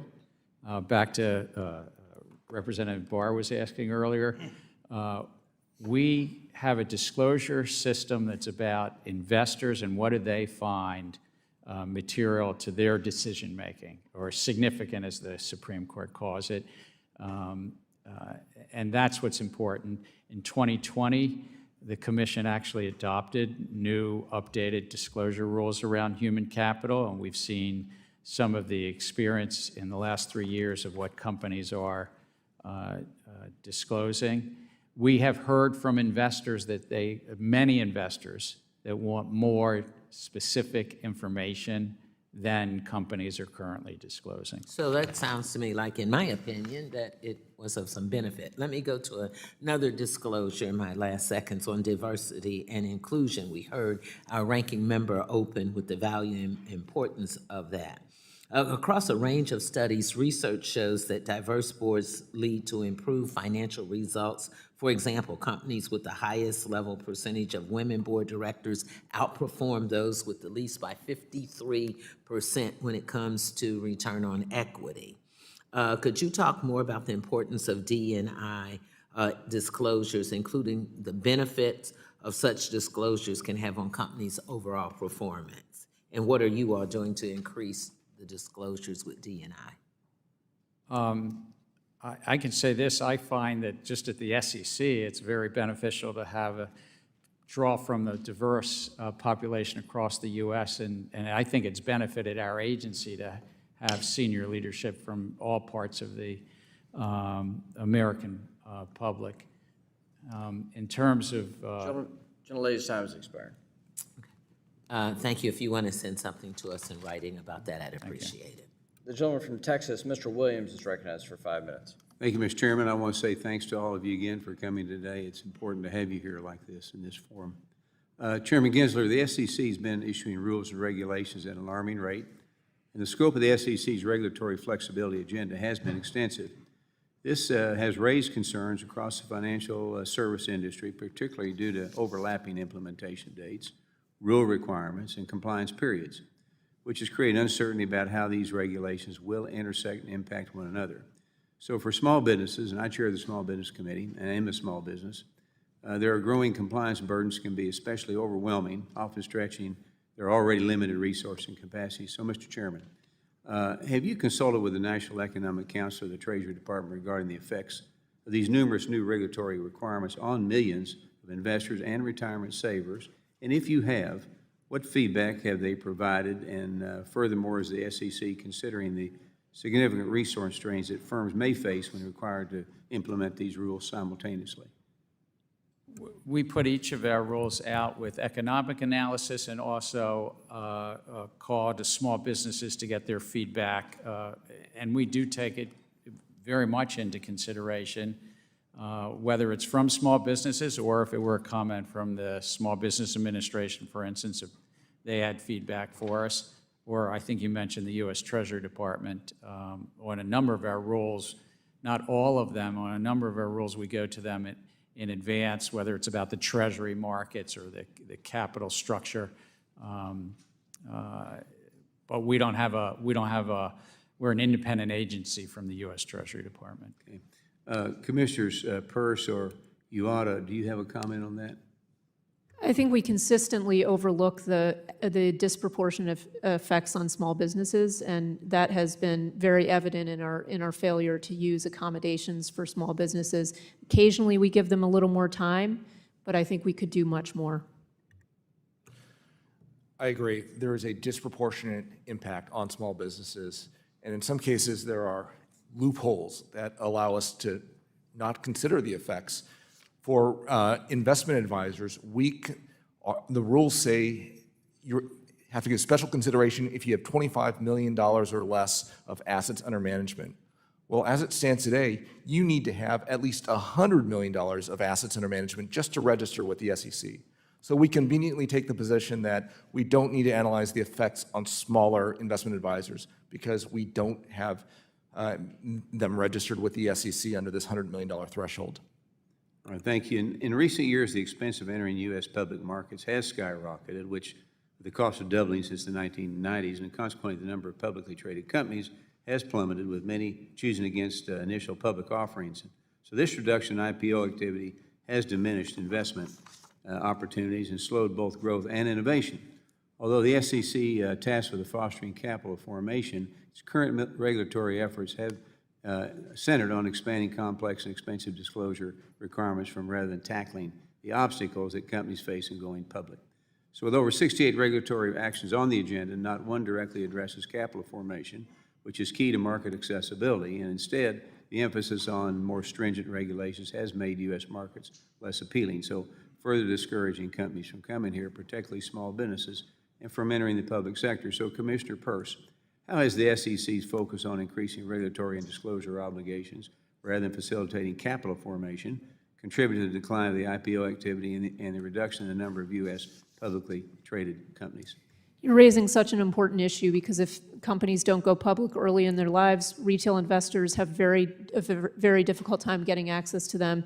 There are many reasons, but regulatory burdens are one, and all we're doing is adding to that list of requirements for public companies. We're not thinking about right-sizing it, and so it is a real problem, and that's why one of the reasons we're not seeing companies go public. In limited time, another favor of the SEC's under Chairman Gensler has been the inadequate consideration of opposing viewpoints in the agency's regulatory agenda. This practice is particularly risky because excluding diverse input can lead to regulations that lack real-world analysis and overlook how they might proportionally impact smaller firms, limit investment opportunities, and raise the cost for market investment. So it's crucial for any regulatory agency to actually seek and incorporate feedback from all stakeholders to fully understand the potential consequence of its actions from every perspective. So with limited time, Commissioner Uyeda, how does the SEC's tendency to push forward major rulemaking without adequate public input increase risk for investors? That's been, I think, the biggest problem with all of these overlapping, complicated rulemakings. We're not getting the input we need to make a good decision. Yield my time. The gentleman from California, Mr. Vargas, is recognized for 5 minutes. Thank you very much, Mr. Chairman. I want to thank you and the ranking member for convening this important hearing, and I want to add my voice to the chorus of those who have been saying thank you for your service and your fairness. I think you've treated all of us very fair, and I think it is a big loss to this institution that you're retiring, but of course, we all wish you well in whatever your endeavors are after this. So again, thank you. I'd also thank the commissioners, the chairman and the rest of the commissioners for being here and for the service for your country for the past 90 years. The SEC has been fulfilling its stated mission of protecting investors, maintaining fair and orderly and efficient markets, and facilitating capital formation. Under your leadership, we've seen increased transparency for investors, increased accountability for those committing fraud. This makes it so investors get to decide which risk they would like to take, so long as the public companies hold up their end of the bargain by providing full, fair, and faithful disclosure. But I want to blame all of you, and in particular, Chairman, I want to blame you for a very boring meeting today. Very boring. And there's a reason for that. And the reason for that is there isn't the whole gaggle of reporters and camera people here in the front, because you've done a good job. And because the markets are doing well. If you had messed up, there'd be a whole bunch of reporters here wanting to know, but even my colleagues are not here. They all left. pretty boring hearing. So I want to blame all of you for working so hard to make this such a boring meeting. And I have to say, I do follow politics a little bit. And I heard the 2020 election, I heard something like this, a prediction. The stock market will crash if Biden wins in 2020. By the way, do you know who made that comment? You don't have to answer. I think you know who made that comment. And now that same individual says, if we lose, we're going to have a crash like you wouldn't believe. And went further, the largest stock market crash we've ever had. Well, I don't think that's going to happen either. Other predictions didn't seem to happen. But again, it's because you guys have done a very good job. And it's interesting here listening to you, because I normally read about you, I don't get to see all of you in person.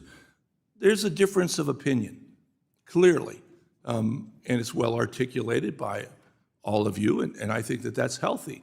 And that's what we should have. None of you, unless I'm not aware of it, do any of you want to close down the SEC? Are any of you threatening to? Mr. Chairman, are you threatening to close down the SEC? No, I think it was a great creation of Congress, and it's helped the American public. Yeah, of course, and this is the way things are supposed to work in America. And I do still believe that we are the best hope for the world, really, to have a fair and just world when we can have discussions that are reasonable. I know they tried to parade the horribles here earlier, but no one took the bait, because the truth of the matter is that the markets are working well. Where is the Dow Jones, by the way? Commissioner Peirce, where is the Dow Jones today? Do you know? Well, I haven't looked today, but I mean, the Dow Jones is doing well if we're looking at numbers. But I do want to say we get along very well as a commission. We work very well as a commission. We can't measure the success of the agency by where the stock market is, but I think we do have tremendous capital markets in the U.S., and we really need to preserve them, and that's what we're all fighting to do. And I think you do it very well. You're eminently brilliant, as are the rest of your commissioners, and I think you guys do a good job. I do want to get, I needed to say that because, again, like I say, my colleagues try to figure out, how to make things sound bad, but the truth is the economy is doing pretty well, especially after going through a pandemic, especially after all of the problems that we've had in the world with conflicts. The United States has been doing very well. I do want to talk, though, about environment, because I do think that the rule that you've adopted is a very good one, but you didn't go far enough. And we have difference of opinions. Did you have the authority to do that, Mr. Chairman? To promulgate and ultimately adopt the rule that you had? I very much do think so. I think it was grounded in materiality, very much grounded in materiality to investors, not to others, solely to investors. And I want to augment something a fellow commissioner said. I think we all five do get on pretty well. We have policy differences, but that's by design. Congress wanted this to be a robust policy debate. And I've chaired a multi-member commission twice now, and I really do believe in the give and take that we have. And my time is about up, so again, I'd just like to thank all of you for your service. Thank you. Thank you, Mr. Chairman. I yield back. Thank you. And now we'll recognize the gentleman from Minnesota, the whip, the Republican whip, Mr. Emmer, for 5 minutes. Thank you. Chair Gensler, leadership comes from the top, correct? Leadership comes from a lot of things, but the top matters a lot. It's yes. The answer is yes, sir. But under your leadership at the SEC, it appears that you expect political allegiance, not just from the political appointees, but also from the civil servants you hired. Isn't that correct? It's not correct, sir. Well, sir, that's yet another deliberate distortion of the truth.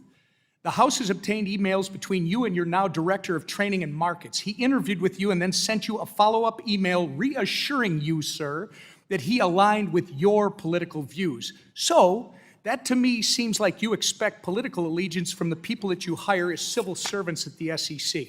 The way you hire and the culture you require encourages your staff to have loyalty to you, above the law and above the mission of the SEC. Which brings us to the debt box case in Utah, where your attorneys, who no doubt heard your anti-crypto rhetoric, which is not based in law, went out and deliberately lied to a court in order to effectuate the commands from their chair to prosecute crypto companies. Chair Gensler, do you know of any other time in history where the SEC has been sanctioned by a court for material misrepresentation? First, if I might say, when we hire folks, we hire No, them reclaiming based my on- time, sir. The answer to that question is no, it has never happened. But let me ask you another one. Does the fact that we're talking about this today even slightly embarrass you? Look, the matters in that case were not well handled, and Reclaiming my we've said time that again. to the court. Reclaiming my time again. The debt box case should absolutely be embarrassing to you, sir. And just to be clear, the SEC had to pay with taxpayer dollars nearly $2 million in legal fees for this material misrepresentation, for this lie. You are aware of that, I'm sure. Is the debt box case the reason that why the SEC's head of crypto asset and cyber unit resigned in June, sir? No, they went to take another job. Okay, so no one in a senior level position here in Washington, D.C. has been held responsible for this complete abuse of taxpayer dollars. The SEC broke the law, your attorneys lied to the court, and no one in your leadership here in D.C. has been held accountable. That tracks. Seems like business as usual here in Washington. Okay, switching gears very quickly. It's been recently reported that Vice President Harris has finally said she'd craft clear rules of the road for the digital asset space if she becomes president. Is this your approach too, sir, or do you think she's rebuking you because she doesn't think you've done a good enough job establishing these clear rules over the last 3 years of her administration? I think that there's laws in place. If Congress wishes to change them, they'll change them, but we are enforcing the laws, and there are many Reclaiming people my in this time. field So you don't that are think not she's following rebuking the you? laws. Reclaiming my time. Well, it's very interesting that you view your performance that way, because we have a litany of court cases, extraordinary confusion in the marketplace, and millions of Americans pining for clarity from you. You've abused the agency's enforcement tools, and you've even baited companies eager to comply with you, only to hit them with enforcement actions. You've retaliated against businesses and people who have come before this committee to talk about the next generation of American finance. And perhaps, somehow, worst of all, you've made up the term crypto asset security. This term is nowhere to be found in statute. You made it up. You never provided any interpretive guidance on how crypto asset security might be defined within the walls of your SEC. Yet, you made the broad proclamation that you believe a majority of tokens are crypto asset securities. You did this, and you deliberately used this made-up term as the basis for your entire enforcement crusade over the past 3 years, only for your lawyers to retract it in a footnote to a court just last week. Your inconsistencies on this issue, sir, have set this country back. We could not have had a more historically destructive or lawless chairman of the SEC. And I yield back. Gentleman yields back. The gentleman from Illinois, Mr. Caston, is now recognized for 5 minutes. Thank you, Mr. Chair. Thanks all for being here. I want to first follow up on what my friend Mr. Barr raised earlier about this issue around ESG rules. When Congressman Vargas and I had introduced these bills last year, one of our big concerns was, if people don't want to invest in ESG funds, that's fine. But there is this inconsistency of rating methodologies and weighting systems, which I think is an issue when you've got these, 7 trillion plus of assets looking to invest in this asset class. So I guess I'd like to start with you, Commissioner Crenshaw. Would you be supportive of establishing a regulatory regime for ESG ratings providers? I'm happy to discuss it and certainly open to thinking about it, and we'll look forward to any proposal that would come before me. Okay. Well, I'd love to follow up, because I do think as we've gotten so politicized in this, but there still is the issue that we have clear accounting rules for other issues. We should have clear accounting rules there as well. Appreciate it. We'll follow up offline on that one. I want to shift now to some concerns I have that have come up a couple times here about merging the functions of the self-reporting organizations into the SEC, specifically FINRA and the PCAOB. Now, if I'm doing my math right, if we were to merge FINRA and the PCAOB into the SEC, that would more than double the SEC's headcount, just looking at the number of employees of those agencies, and would probably increase your budget by 75% or so. I think there's a rich conversation about whether the people who would look to merge would also increase your budget in order to do that. But Chair Gensler, I'd like to shift to you. In your view, and I'm sorry, I'm going to peek around Ms. Williams' head here, how does FINRA and PCAOB oversight supplement the work of the SEC? And if they were to be merged, could they still do all the things they do now, or would there be some gaps in what we were able to do? I think that Congress could, of course, change this, but we have self-regulatory organizations, particularly in FINRA's case, that is the regulator, sort of the first line of regulation for broker-dealers. It goes all the way back to the late 1930s, something called the Maloney Act that Congress passed. And that certainly allows industry and the broker-dealers to get the benefit of that, but then we are the official sector overseeing the overall industry. And that's worked reasonably well over the decades. There's certainly times where there's been gaps in that.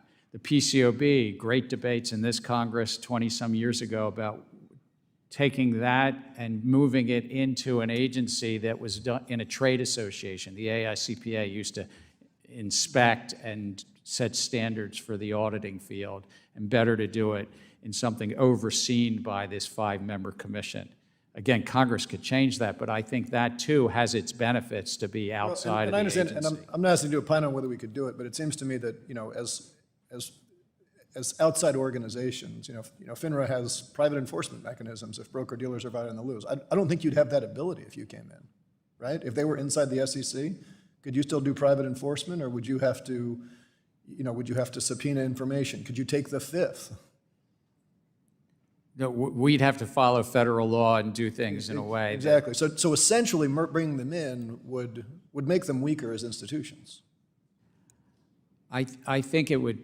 One of the things that might make it weaker is also the funding point that you say. So both PCOB and FINRA have funding models that basically tap into their members, and as in the PCOB's case, Congress approved a funding model that then we annually approve that budget as a commission. No, I share the concern. Like, we're going to continue to highlight this in part because these are lifted directly out of Project 2025.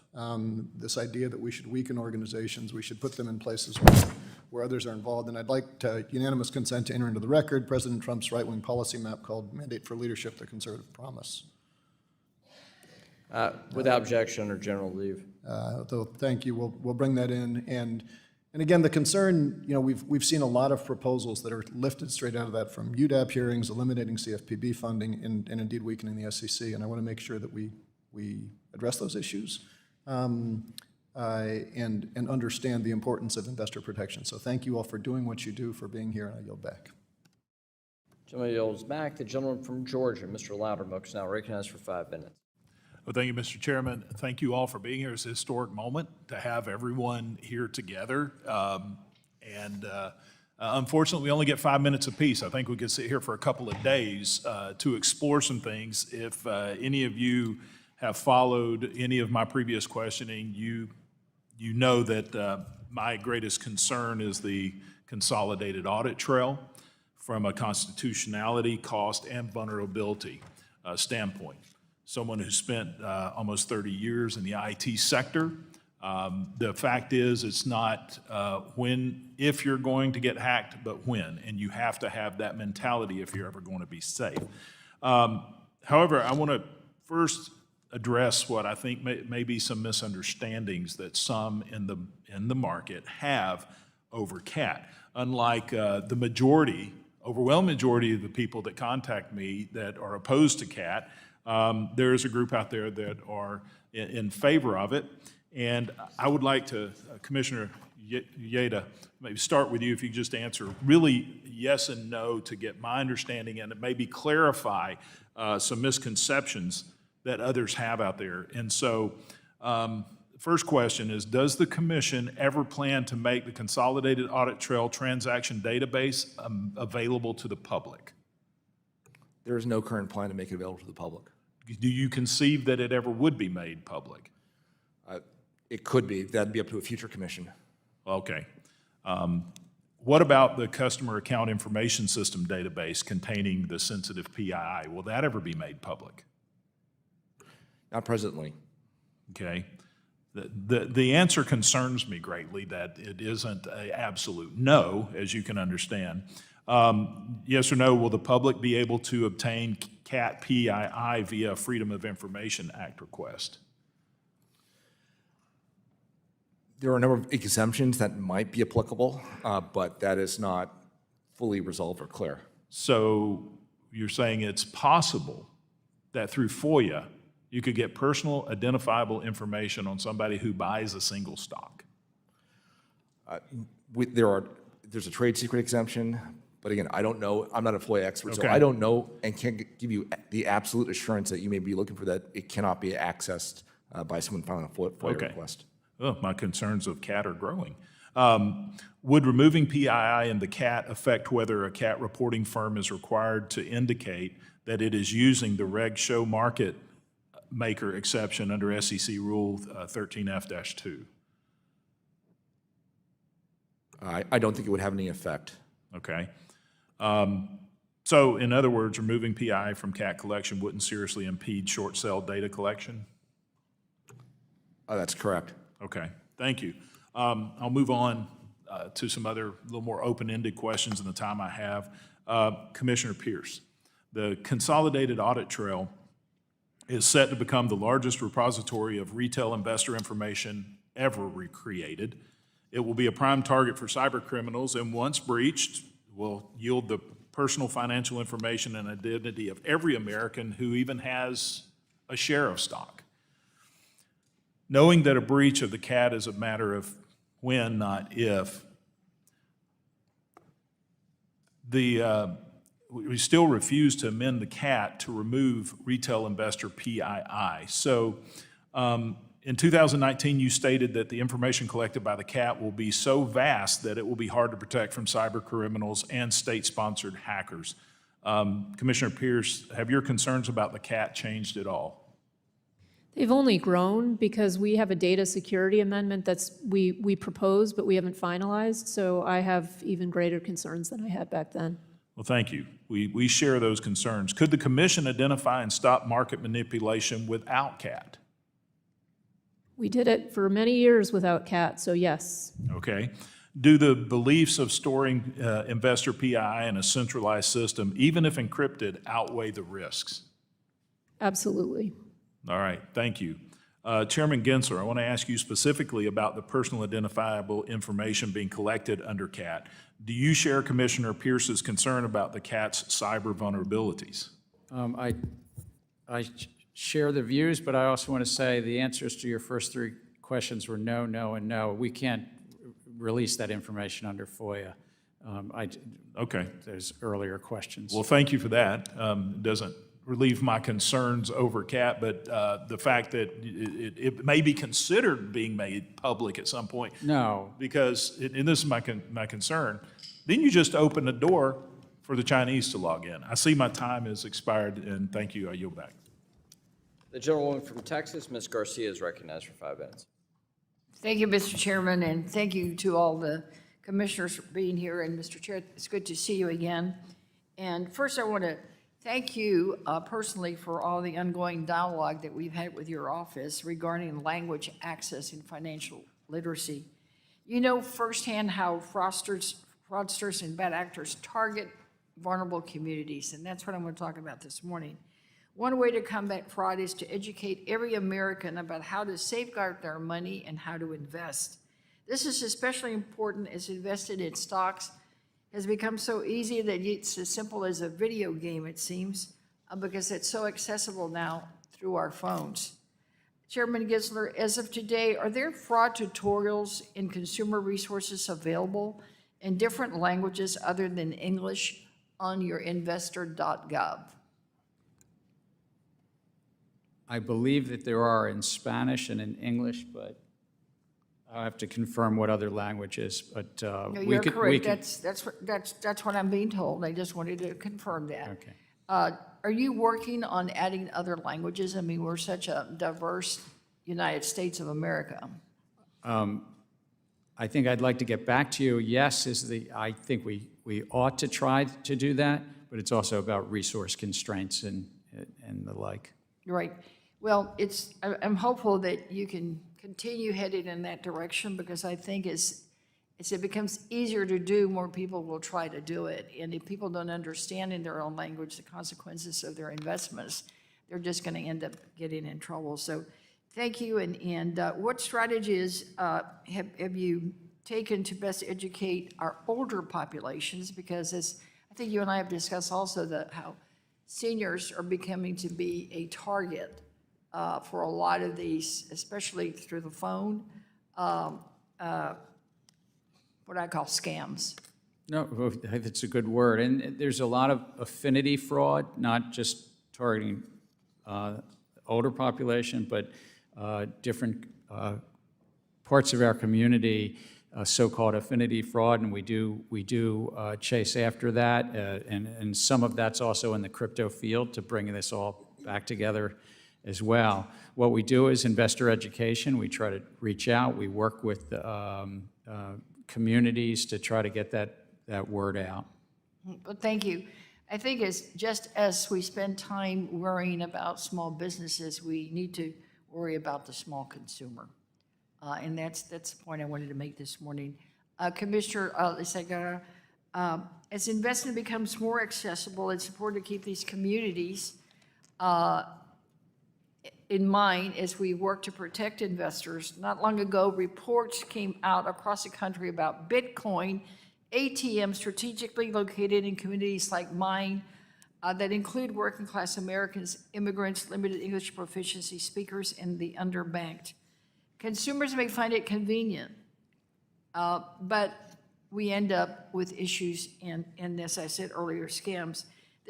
I don't want all of this to become like the modern, new payday lender. What are y'all doing to ensure that as we move forward with more access, particularly to technology, that we just don't repeat some of the issues we've had in the past with banking? Thank you, Congresswoman. A good question about the importance of protecting investors, vulnerable investors in our disadvantaged communities. I think we are exercising our authorities as appropriate on affinity frauds, targeting frauds wherever they occur. It doesn't matter what the nomenclature is, where we see violations, securities laws. We have an obligation to protect investors and to follow the law and enforce it. So I think we're doing that without fear or favor. I think there's a very robust process, internal process of ensuring that it is a fair process as well. But I do think it's an important priority for us to pursue to ensure that investors are protected from no matter how large or small. Exactly. Great. Ms. Peirce, do you agree? Absolutely. There's a lot of work that we are doing, and we have more to do. And I think on your point about getting information out in different languages, we can also work with firms so that they're able to communicate with people in the language in their mother tongue. Well, I was really shocked to hear from someone that works for an investment banking firm, I will not name it, that was actually instructed as an investment banker not to send anything in writing in Spanish. I'm going to get to the bottom of it. That may be tied to SEC regulation, but I'm happy to look into that. Well, I'll get back with the chairman on that too. It just seems like, especially in Texas, Gentlelady's time's it seems like an atrocity to do that. Thank you. Yield back, Mr. Chairman. The gentleman from Ohio, Mr. Davidson, the chair of the Housing Subcommittee, is recognized for 5 minutes. Thank you, Chairman McHenry, for putting this historic hearing together, long in the making. Thank you to our witnesses. It's great to have all 5 of you here today. Today's hearing directs attention to the Commission's dysfunctions and, frankly, to the Chairman's politicization of the Commission and its work. Let me highlight 7 failures. Abuse of the rulemaking procedures, 61 so far, inappropriately short public comment periods, unworkable and unlawful ESG disclosure mandates, Hotel California-style rules for crypto, where they all have the ability or direction to come check in anytime you like, but never with the authority to leave with some approval or clarity. Endless discovery with no resolution, no clarity, regulation by enforcement for crypto. An unworkable proposal to overhauling our equity market structure, de facto ban on crypto through proposed custody rule, and failure to work with Congress, frankly undermining the work that Congress done to provide clarity here.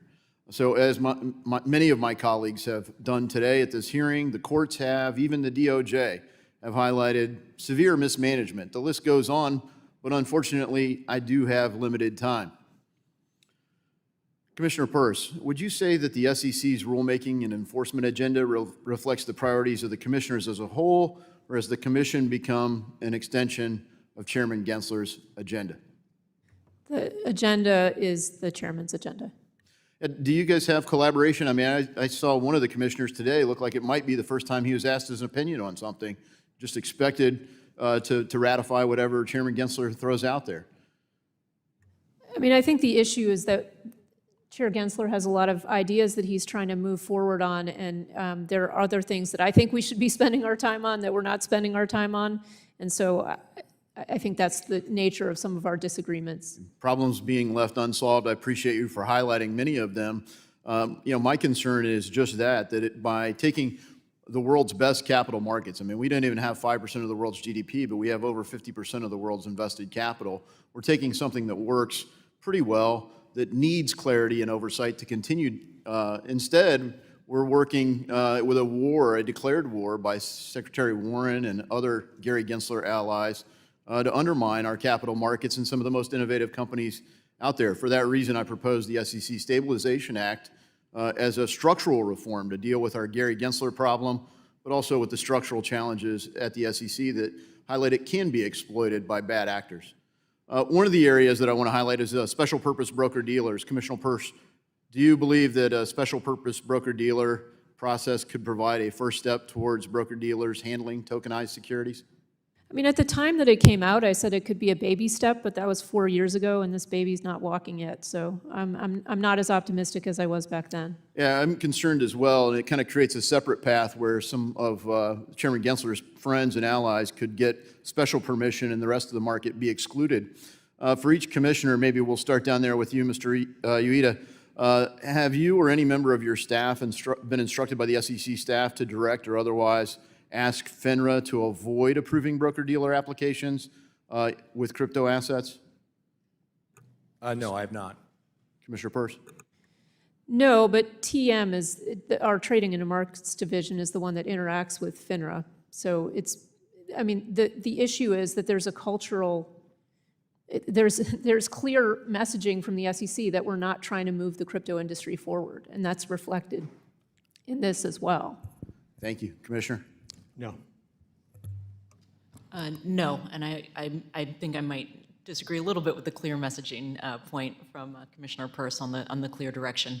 I think there's lots of rhetoric, and we can get down to brass tacks and look at ways to move forward. Well, Mr. Gensler, no surprise, many of us aren't fans of your approach to the job, but it does seem that you've abused your authority, and you seem to kind of gloat as candidate Harris decides that she wants to pivot on crypto and say, no, you can trust us. We're going to be okay on this.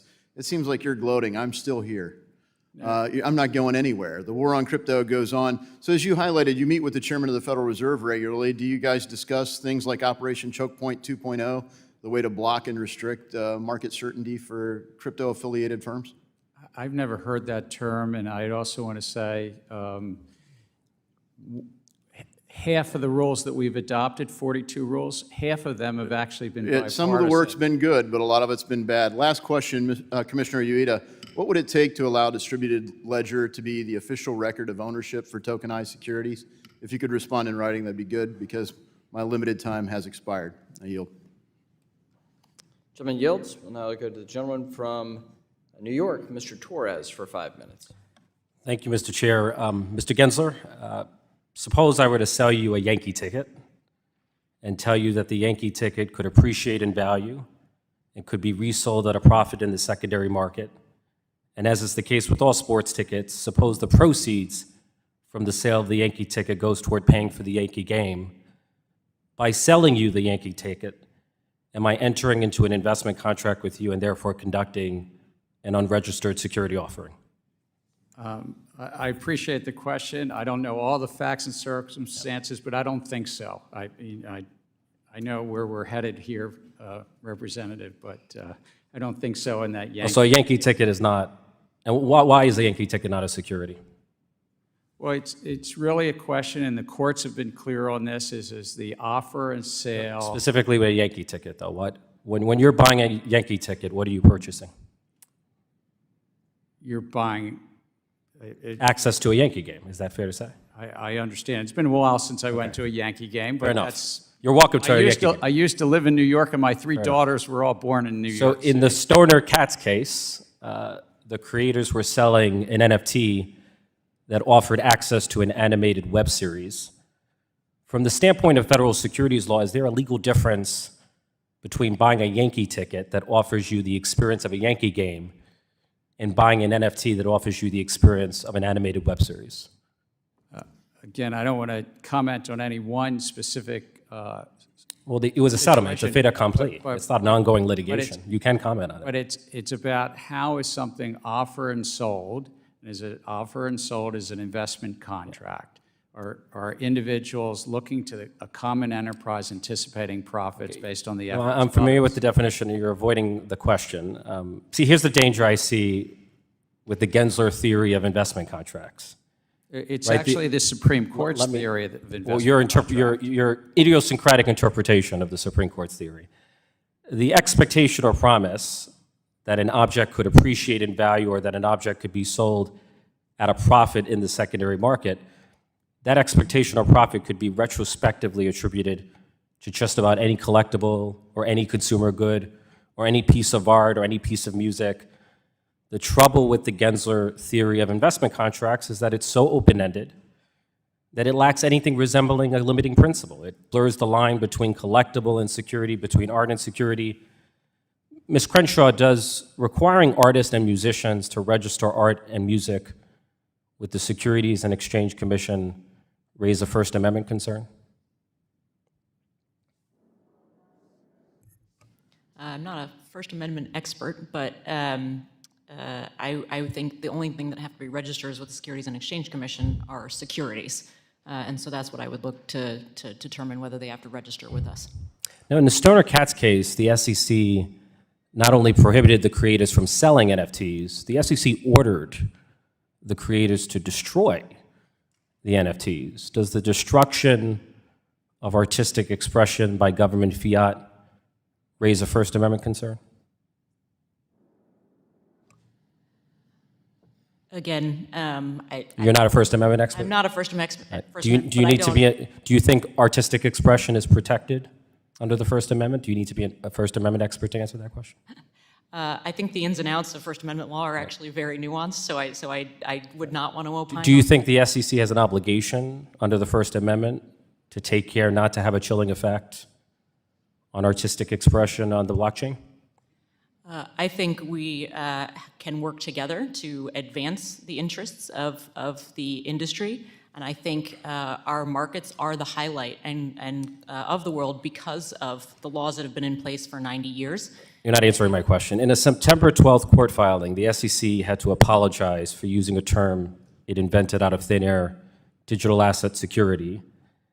The fictional term digital asset security perpetuates the false narrative that digital assets in themselves are securities. In the Howey case, as you know, Mr. Gensler, the Supreme Court never held that orange groves in themselves were securities. The Supreme Court held that orange groves can be part of investment contracts, which are securities. The same logic applies to digital assets. In my view, using the term digital asset securities is as intellectually dishonest as using the term orange grove securities. Mr. Gensler, would you ever use the term orange grove securities? I don't believe I have. Or would, right? Because it gives the impression that orange groves in themselves are securities, and that would be misleading. I see my time has expired. Gentleman from Tennessee, Mr. Rose, is recognized for 5 minutes. Thank you, Chairman McHenry, and thank you, Ranking Member Waters, for holding this hearing, and thank you to our witnesses. It's a pleasure and rare honor to have you all here together. Chair Gensler, earlier this year, the Securities and Exchange Commission suspended the Consolidated Audit Trail, or CAT fee, filings to allow for public comment and to evaluate compliance with Exchange Act requirements. To circumvent this suspension, the exchanges withdrew those filings and submitted identical filings in August. Despite its failure to address any of the concerns raised by commenters, the SEC has now allowed these identical fee filings to go into effect. Chair Gensler, can you identify any changes made in the August fee filings that addressed concerns raised by commenters or improved compliance with the Exchange Act requirements? I could have staff get back to you, but if I recall, there were changes in those filings. But Chairman Gensler, the truth is that the fee filings are identical. Not only did the SEC fail to consider commenters' concerns, but it appears that the SEC is actively circumventing the judicial process by allowing these filings to go into effect while there is pending litigation challenging the CAT's funding model. Last week during the Digital Asset Subcommittee hearing, former SEC Commissioner and Chief Legal Officer at Robinhood, Dan Gallagher, testified about the lack of a workable process for crypto platforms to register with the SEC. Chair Gensler, are firms that receive approval to operate as a special purpose broker-dealer, or SPBD, able to custody digital asset securities that have not been previously registered with the SEC or received an exemption? Yes or no? They're not allowed to custody non-securities. It was reported in May of this year that Prometheum had soft launched its Ether custody service. Chair Gensler, given that Ether was not registered and did not receive an exemption, would Prometheum be able to custody Ether using its SPBD? I want to be careful here because I don't want to comment on one specific registrant, but under the special purpose broker-dealer regime that was adopted 4 years ago, to get the benefits of that, the firms are not to custody non-securities. Okay. Well, thank you for the clarity. Commissioner Peirce, this situation highlights one of my concerns about how the SEC is approaching digital asset regulation. Among members of this committee, we are debating whether the current rules are sufficient, while at the same time, the SEC is trying to modify existing rules, albeit not effectively, in my opinion, to seemingly provide some clarity to market participants. Can you describe your concerns with how the SEC has comprehensively approached digital asset regulation? I mean, I think the first problem is that we've used enforcement as our leading foot instead of using regulation. And that could mean putting out guidance to say, here's what's clearly outside of the securities laws, and here's what fits within it. It could be initiating a rulemaking process. It could be working with the Commodity Futures Trading Commission to figure out where jurisdictional lines lie. So there's a lot that we can do, but enforcement is not the way that we should. I mean, of course, when there's fraud, that's one thing, but we're talking registration violations of entities that have tried to come in and register. Thank you. I agree and appreciate that perspective. I want to quickly switch gears. I would like to discuss your position on the Financial Stability Oversight Council, or FSOC. Chair Gensler, this is your second time serving on the council, right? That's correct. When I'm back home in Tennessee's 6th District, my constituents are most concerned by the regional bank failures caused by interest rate risk, not non-bank financial intermediation or climate-related financial risk or treasury market resilience or digital asset risk that you and the council have claimed are the 4 major risks to the financial sector. Simply put, Chair Gensler, with all the experience and expertise that you claim to have in finance, you completely miss the real risk that hurt everyday Americans. And so, Commissioner Uyeda, why is it that FSOC seems to care more about politics than policy or people? In my view, the regional banking crisis was precisely the type of event that the FSOC was supposed to be on alert for. And the fact that they didn't realize inflation might trigger a rise in interest rates, which might affect bond prices, I find not reassuring. Thank you. I agree, and I yield back. The gentlewoman from Georgia, Ms. Williams, is recognized for 5 minutes. Thank you, Mr. Chairman. And thank you to Chair Gensler and the commissioners for joining us today for this important conversation. Y'all, I represent Atlanta, which has one of the largest racial wealth gaps and the widest racial pay gap in the entire country. These gaps impact Black people's everyday lives and their ability to participate in the economy, from buying a home to opening a small business to having a comfortable retirement. All too often, investors of color who have worked hard and saved as much as they could afford run into obstacles that bar them from efficiently building wealth. Many of these investors come from marginalized communities and can't afford the sophisticated financial advisors that others have to help them make informed investment decisions. The SEC provides essential services to protect these investors, safeguard their investments, and ensure that they're investing on an even playing field. While the SEC's commitment to investor protection is vital for ensuring a safe and equitable financial landscape, it is equally important that we focus on enhancing access to capital for underserved communities, empowering them to invest in their futures and build lasting generational wealth. Atlanta boasts a rich tapestry of minority-owned businesses, particularly in sectors like technology, entertainment, and healthcare. The SEC's mission to protect investors, maintain fair and efficient markets, and facilitate capital formation directly impacts the local economy and helps empower our entrepreneurs in Atlanta. And as the city of Atlanta continues to work towards closing the racial wealth gap, the SEC's actions are vital for fostering a sustainable and inclusive economy in the region. Chair Gensler, by creating a level playing field in financial markets, how does the SEC's mission enhance access to capital from minority-owned businesses across the nation and the ability of marginalized individuals to make successful investments? Well, it's important that all parts of our great nation have access to capital. So to the extent that we can lower the cost of capital formation and investors on both sides, that helps those small businesses in your district. Thank you. Addressing the systemic barriers that have historically limited access to investment opportunities is critical for fostering economic equity and empowering minority communities. Promoting equitable access not only benefits individual investors, but also strengthens our economy by fostering a more diverse and inclusive financial landscape. Chair Gensler, another question. How does the SEC consider the impact of its rulemaking on marginalized communities when carrying out its mission? We put each of our rulemakings out to comment, and we include a section on how it affects individual investors on the one side, but also small business formation. And then we receive comment back from folks in that regard.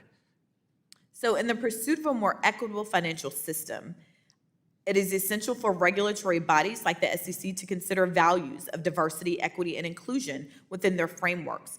Understanding the impact of these efforts is crucial, as they can play a significant role in addressing the long-standing racial wealth gap and fostering economic empowerment for all. Chair Gensler, how does the SEC prioritize these values within its regulatory frameworks, and in what ways do you believe these efforts will impact the long-standing racial wealth gap, particularly in terms of fostering equitable access to financial resources? In our own, I would speak just about our agency itself. In our own agency, the 5,000 people, we reach out and try to recruit and hire and promote people from all backgrounds and racial, gender, sexual orientation, and we find that that really helps our agency. That's been the case. In terms of access to capital, we do, as I said earlier, just try to make sure that our markets promote access for all parts of our great communities. And in doing that and trying to make sure that you are promoting access for all communities, how have the attacks on environmental, social, and governance disclosures inhibited this important work? Again, a number of these things are in court, so I'm being careful, but I mean, we really do have a disclosure regime in place where investors get to decide on their investments. We're not a climate regulator, we're not an environmental regulator, and we're not a human capital regulator. We're a securities regulator. But it's really important that investors get the disclosures they need to make their investment decisions. So as these things continue to play out in courts and I continue to do my job in Congress representing the good people of Georgia's fighting fifth, I'm sure we'll continue to have these conversations. Thank you, Mr. Chairman, and I yield back. Gentlelady yields back. The gentleman from South Carolina, Mr. Norman, is now recognized for 5 minutes. Thank each one of you for taking the time to appear today. Mr. Uyeda and Ms. Peirce, would y'all like to respond to the good lady from Georgia in the comments from Mr. Gensler on capital formation for underserved markets and I guess in underserved areas of the country? I think it is a very, very significant problem. In fact, our Office of Small Business Capital Formation just issued a report.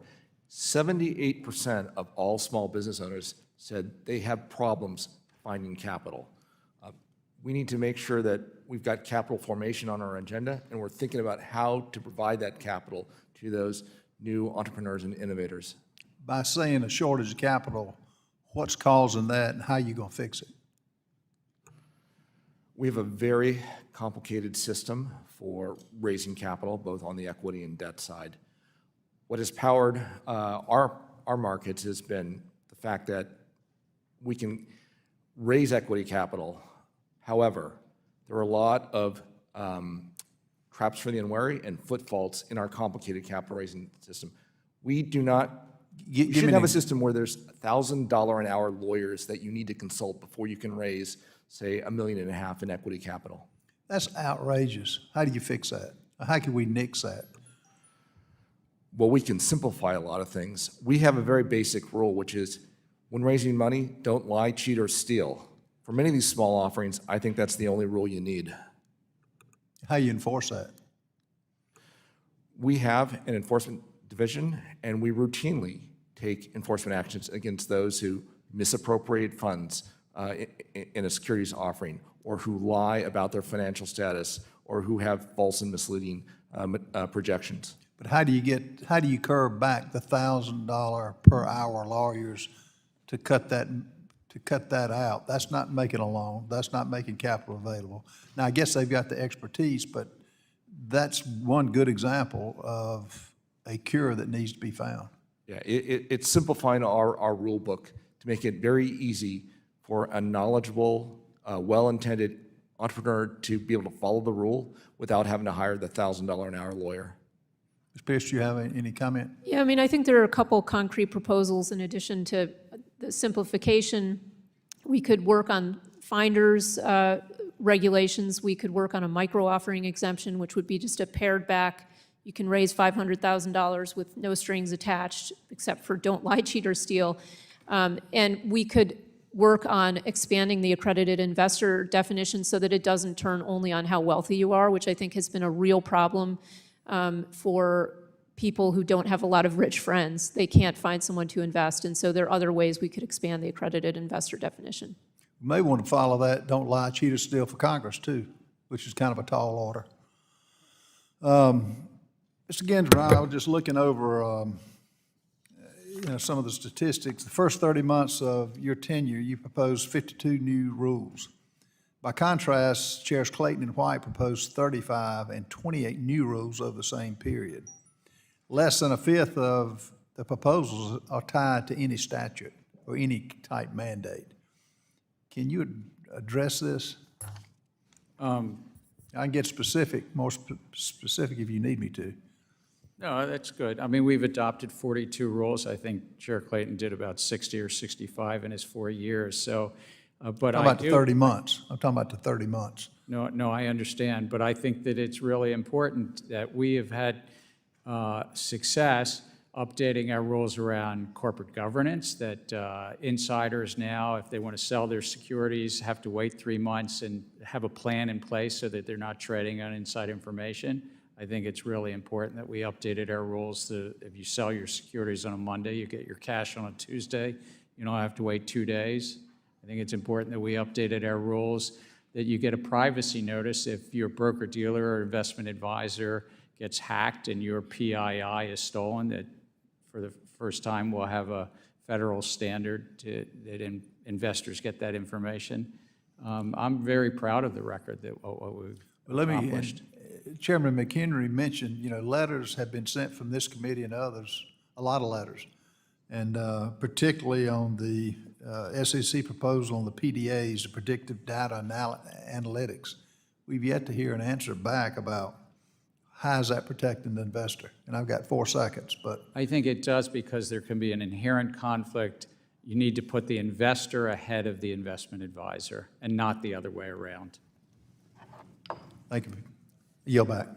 Gentleman from North Carolina, Mr. Nichols, now recognized for 5 minutes. Thank you, Mr. Chairman. Thank you to our witnesses.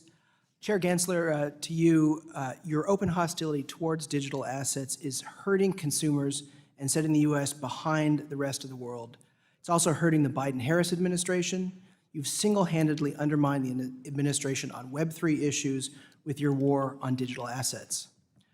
There's a very strong progressive case for digital assets and blockchain technology, a technology that is bringing down costs for my constituents.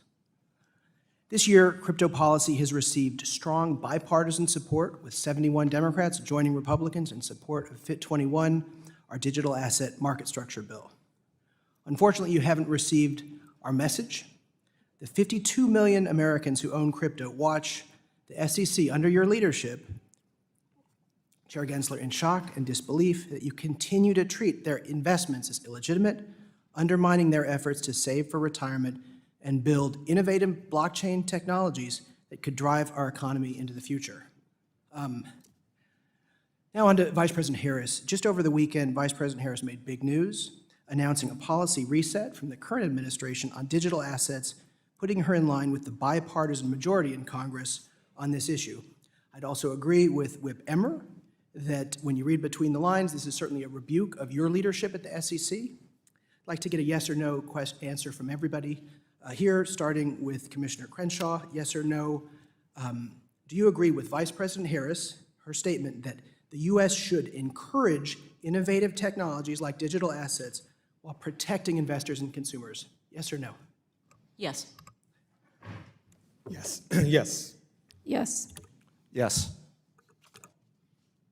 Protecting the investors, I agree with that for sure. Promoting innovation, yes, but protecting investors. Yes or no? Yes, protect the investors. That's what we are doing. Chair Gensler, I hope you understand that your misguided approach to regulation by enforcement and open hostility to crypto is hurting our economy and sending American jobs overseas. You've single-handedly set us back years in our support for Web3 technology. I'd like to move on to SAB 121. As you know, the SEC overstepped their authority by issuing SAB 121 while also harming investors in the financial system. Chair Gensler, I have contacted your office repeatedly about SAB 121 and asked to speak with you about this. Your office has totally ignored all of our requests, so I'm very glad you are before Congress today to answer my questions. After watching majorities in both chambers of Congress, including Democrats like Majority Leader Chuck Schumer, vote to overturn SAB 121, do you have any regrets on supporting the SAB? The Office of the Chief Accountant has been issuing staff accounting bulletins. It's 121 because it's the 121st one in 50 years.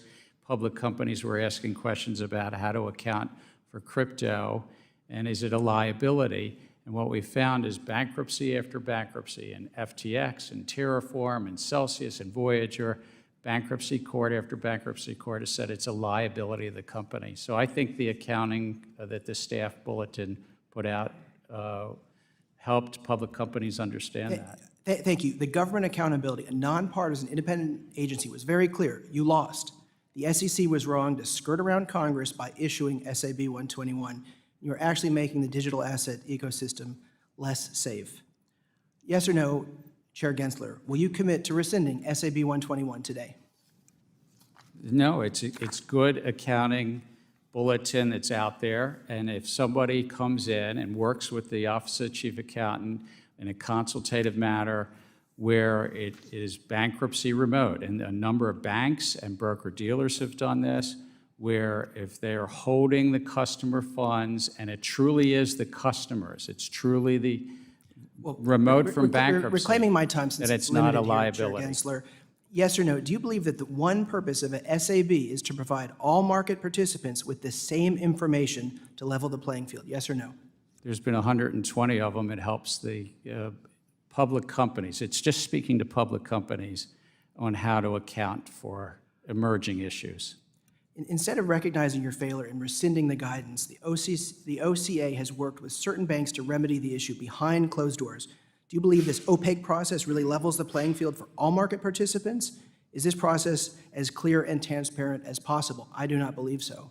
Do you? It's a consultation process that has existed for years where accountants and the public companies can come in and say, we're going to treat this in this circumstance as off-balance sheet. Do you object to anything there? And these banks and broker-dealers have shown how it would be bankruptcy remote, off-balance sheet. Different rules for different folks, right? It's actually same rules for different folks. My time has expired. I yield back.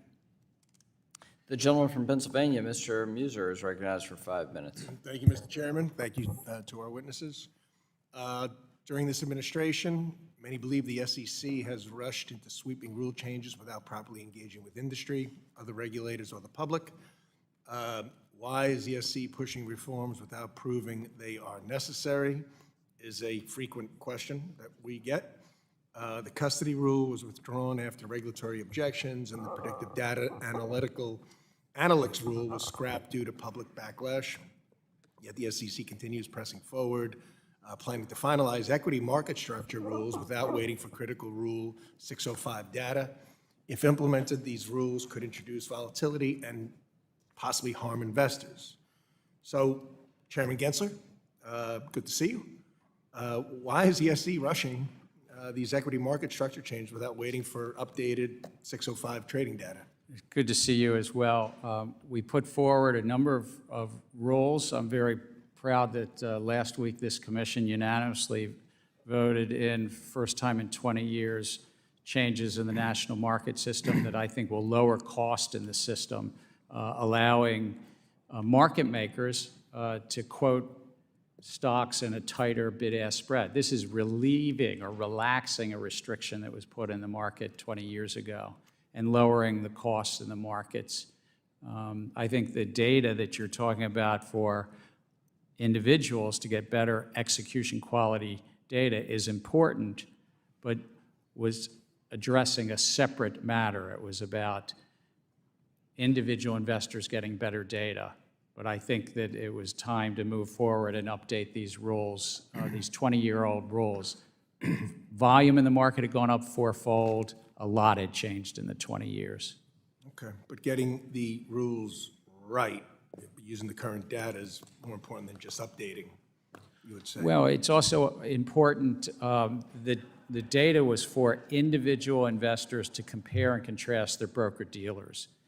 The second rule that we did last week unanimously is really going to relieve a restriction. This is something that you and I probably would agree on. You'd want to, we were taking off a restriction that you couldn't quote in less than a penny. Now you can quote, well, in November of 2025, you'll be able to quote in Do you think you down got a to a half a consensus out penny. there that agrees with that?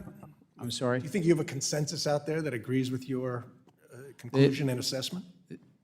On last week's update of the national market system, there was a broad, we got over 5,000 comments, but we had very significant support on relieving this restriction and allowing for lower bid-ask spread, and then even lowering the fees on the field. I took note even after we voted. I saw something from the Managed Funds Association, the trade association representing hedge funds, that supported what we did last week. All right, thank you, Chairman.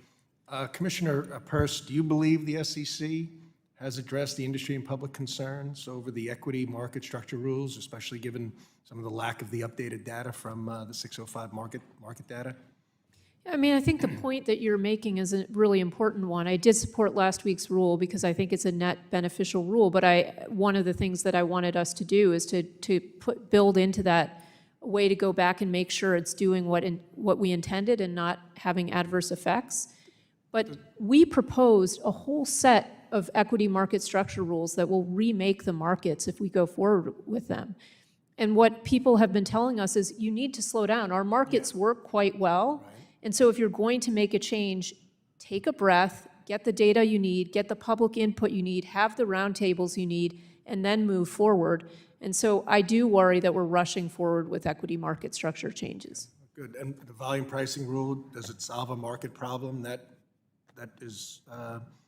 exists? I mean, as I pointed out when we proposed that, there's volume pricing in lots of different parts of our markets, and we don't have problems with it in other parts of our markets. So it's not strange to see volume prices in our equity markets. All right, thank you. Commissioner Uyeda, do you believe the SEC's approach to finalize these rules properly balances the market stability with investor confidence? Well, some of the rules I have supported, but in part because there's been robust comment. In fact, some of them go back to initiatives under the Trump administration. For instance, T+1, that was something that under the Trump administration, they suggested we look at moving faster when we went to T+2. Treasury clearing under Secretary Mnuchin, he also broached that idea as a Thank you. I'm out of time. Thank you, Chairman. I yield back. We'll now recognize the gentleman from Texas, Mr. Green, for 5 minutes. Thank you, Mr. Chairman. I thank the ranking member and would have the record reflect that I associate myself with the comments of the ranking member. Mr. Gensler, welcome back. You were here about a year ago, and at that time we were on the brink of a shutdown. Within days, we could have a similar thing to occur if we don't act. My question to you, hopefully it will enlighten a good many people and help us better understand why shutdowns are adverse to the best interests of investors. My question is this: how does this, if there is a shutdown, how will it impact your staffing, the people that have a hands-on experience with helping investors? How will this impact your ability to protect investors? We would be in shutdown mode. I think it's only about 6 or 7% of our staff would be allowed to come in, 93% would not. So we wouldn't be overseeing the capital markets during that period of time. And if somebody was making filings to go public or to register a security, we wouldn't have people to answer their questions. Well, that's of concern to me. Let me address another concern. What about the businesses that connect to you in some way? How will it impact them? Well, it would impact any business that was seeking to go public or raise money, file registration statements. It would affect anybody who was coming in with a tip complaint referral and said that they have a problem, that somebody is, what were the words that Commissioner Uyeda said, lying or cheating or stealing something from them. We've had shutdowns in the past. I mean, we get through them, but then there's a backlog also after that happens that we have to catch up and really help all those businesses and market participants and investors out. Could this impact the direction of the market itself? I think it puts uncertainty into the market, and what the market does with that. Sometimes I'm in a role in a job that I'm not to predict markets, but it would put some uncertainty into the market. Well, let's move to another question. You have been accused of being a climate regulator. I think you should have an opportunity to explain why you are not a climate regulator. We're not in the law and we're not in practice. Congress has set us up as a securities regulator. But in practice, what we found is that literally the majority of the top 1,000 public companies today put out some disclosures around their climate risks. Some 60%, in fact, put out disclosures around greenhouse gas. And investors, we find it material to their decision-making about investments. And so we put out a rule to notice and comment. We adopted a rule grounded in materiality because investors are using that information to make decisions, to bring some consistency to that which was already happening. Thank you. And I'll close with a statement. Ms. Williams made reference to this, and I'd like to say just a bit more about it. And it has to do with access to capital, especially for people who are of color, and within that subset, persons who are African Americans. 246 years of slavery, no access to capital. Invidious discrimination that was legalized, lawful in this country. We called it segregation. It was another form of racism. No access to capital. And to this day, we still experience discrimination when it comes to lending.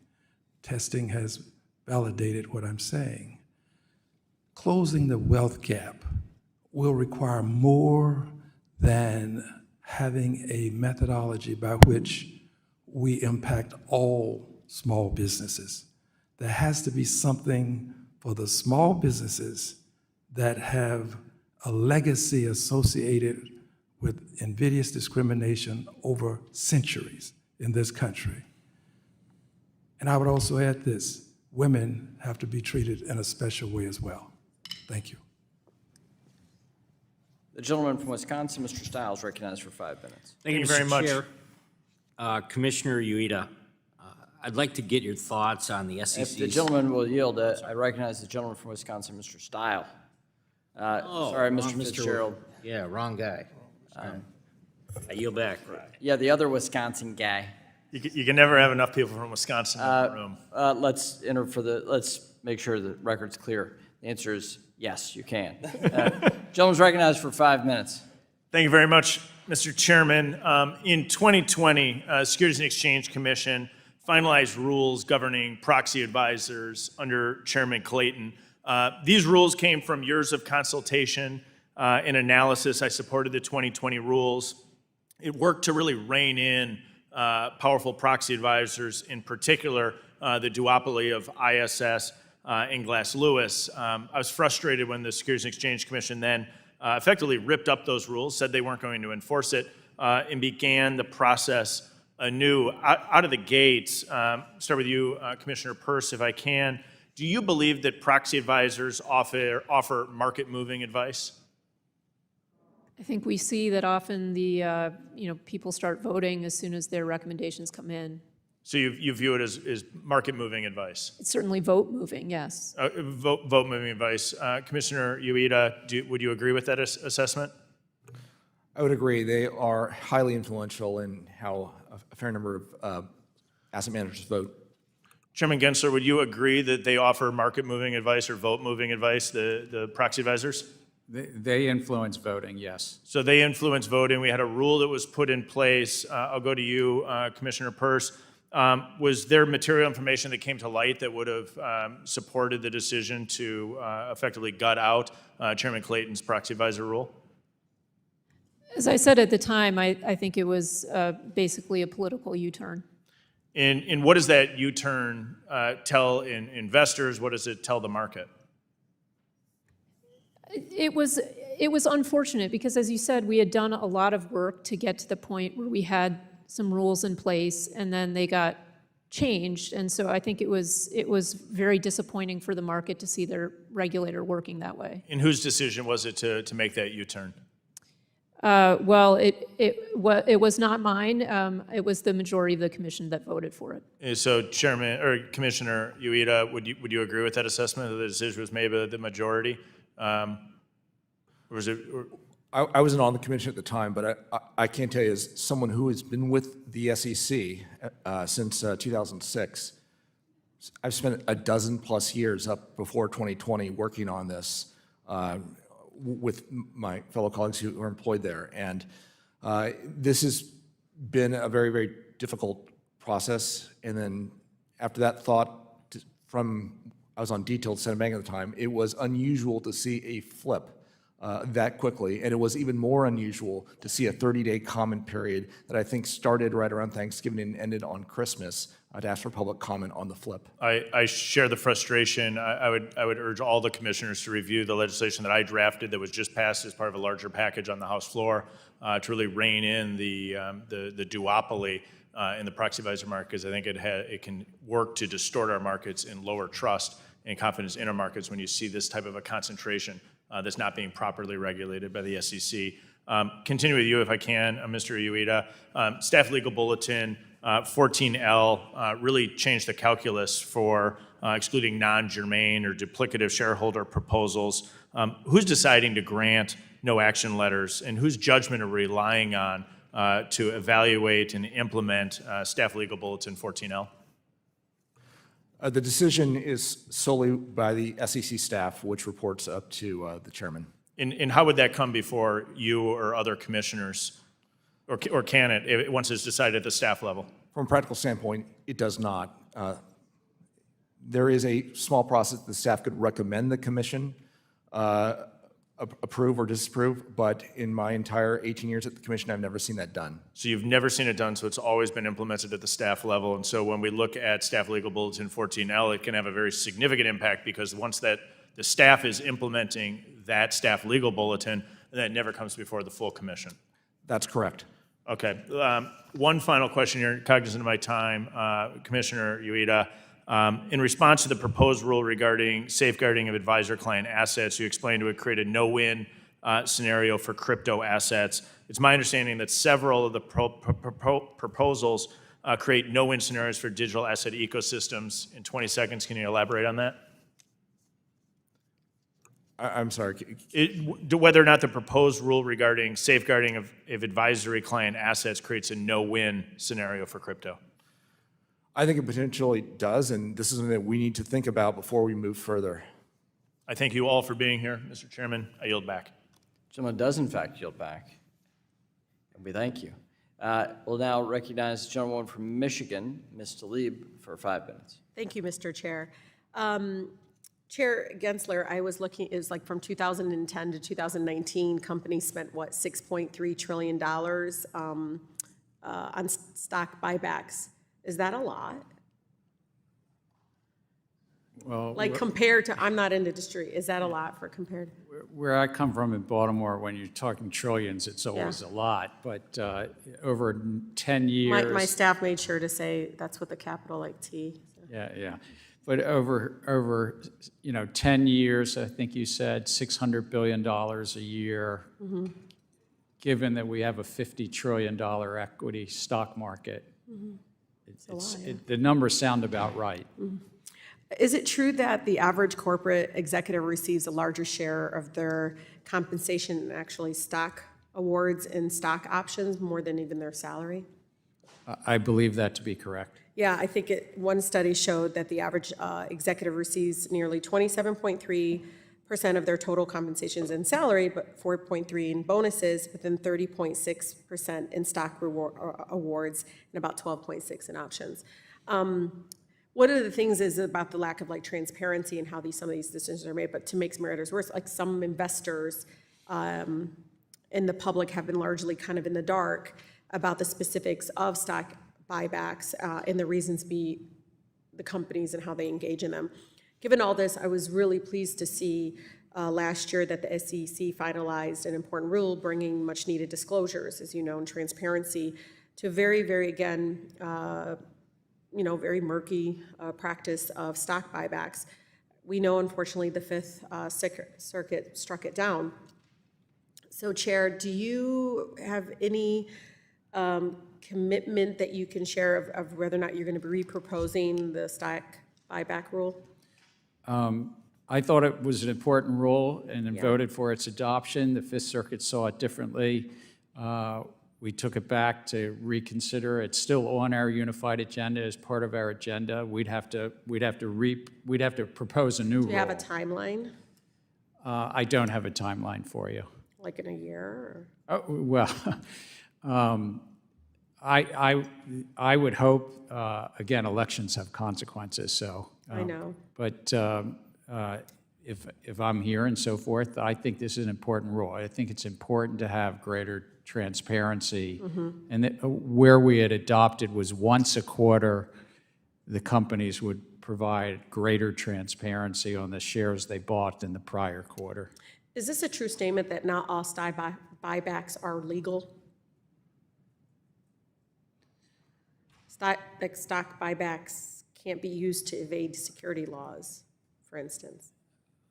I can think of hypotheticals where you could try to do a stock buyback that evaded securities laws, but I would hope that everybody does them legally. They won't unless you force them, Chair, come on. So if anything, is the SEC doing anything to ensure public companies' stock buybacks practices are not violating current law? We're a cop on the beat. It's part of what we do. We have robust enforcement. If any of your constituents or anybody has information or belief if somebody's doing buybacks that are illegal, bring it to our attention.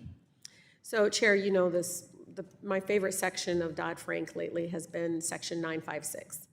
And it's been about, 13 years, and we're still waiting for regulators to finalize this rule preventing compensation packages that encourage excessive risk-taking. And, it impacts our small businesses recently and others when we, again, don't move forward on what the legislative intent is. And so several regulators recently proposed a I think it was 2016 version of the rule, but not all the agencies joined, as you probably know. At its discretion, SEC sometimes performs an economic analysis or cost-benefit analysis for this is to Commissioner Lizárraga, is that what I say? Yeah, say it for me, please. Lizárraga. Do you need all other regulators on board before conducting such an analysis?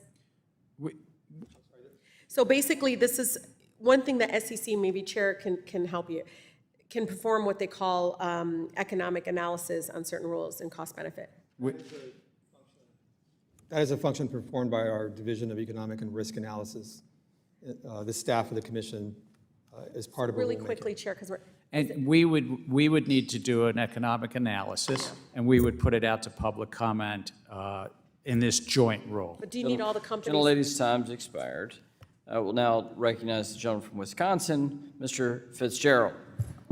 Thank you, Chair. Not to be diminished by being the second Wisconsin member. Very good, thank you. Commissioner Uyeda, I'd like to get your thoughts on the SEC's safeguarding advisory client assets proposal. So the initial proposal, which would impose new custody requirements for real estate assets, it doesn't really cite instances of loss or misuse or theft or misappropriation. Additionally, it does not acknowledge the existing legal and regulatory frameworks, right? Including public land records, title insurance, which obviously protects real estate against theft. So going from funds and securities to any client assets would be kind of a dramatic expansion of the custody rule. Do you believe it's appropriate to include real estate in the initial proposal, given the potential effect this could have on residential and commercial real estate? And then is the SEC hearing about this? Are you hearing anything about this in the comments at this point? Well, my view is any rule we do needs to be effective, efficient, and appropriately tailored.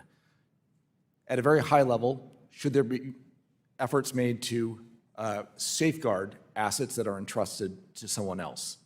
Now, the answer may be yes, but then when you look at each of the individual assets, you may want very different treatment. And some of them, as you just pointed out, and as commenters have pointed out, real estate is very different than securities in a brokerage account and might, in fact, the commission could even conclude that we can rely on those existing protections and therefore don't need to have a prophylactic rule on that. And that's something that is in the comment file. I really hope that the commission thinks hard about that before taking any further steps. Very good, thank you.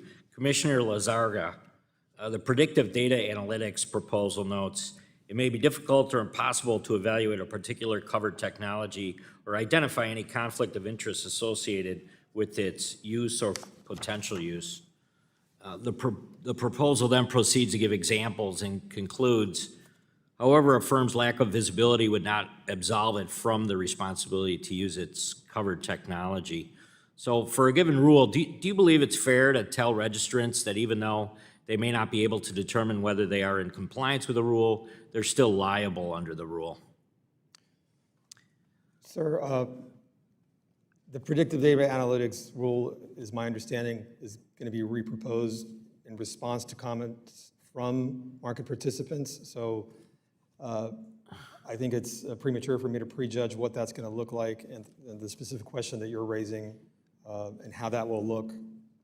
So I think I'll reserve judgment. Let me just ask you then, so what are your concerns in and around that, or what would you be looking for, I guess? I don't have any concerns with the idea of ensuring that firms meet their best interest obligations and that advice to investors isn't conflicted when it's provided through electronic means. And so that general principle I agree with. It's a question of what the details look like. Okay, thank you. The recent proposal by a fixed income clearing corporation to adopt SEC requirements to essentially clear U.S. government securities would apply in an extraterritorial way so that transactions between a bank's foreign branches and foreign counterparties were there is no U.S. nexus. The SEC clearly did not consider whether sponsoring members could accept foreign counterparties from every relevant jurisdiction as sponsored members or issues surrounding the time frame in which transactions by an entity across the globe must be submitted for clearing, considering the FICC does not operate 24 hours daily. Commissioner Uyeda, did the SEC consider anything a more nuanced approach than the application during the rulemaking process? The one-size-fits-all is, I think, what we've become used to. Would you put it in that category? Well, we try hard to think about possible consequences and effects, but we don't always get it right. In my view, the adoption of a final rule is actually only the start of a very important process of implementing it. And what happens in that implementation is sometimes we discover problems that we've not had anticipated. It's up to us as a responsible regulator to say, all right, if this was not the intended effect, we need to go back and fix that and address that. If we need to lengthen our implementation time to get it right, we need to do so. Thank you, Chair. Yield back. The gentleman from New Jersey, Mr. Gottheimer, is recognized for 5 minutes. Thank you, Mr. Chairman. Thank you again also for your friendship, Mr. McHenry, and for your leadership. Very grateful. And thank you, Ranking Member, for working to find an agreement on stablecoins. Looking forward to helping, if I can, in that effort.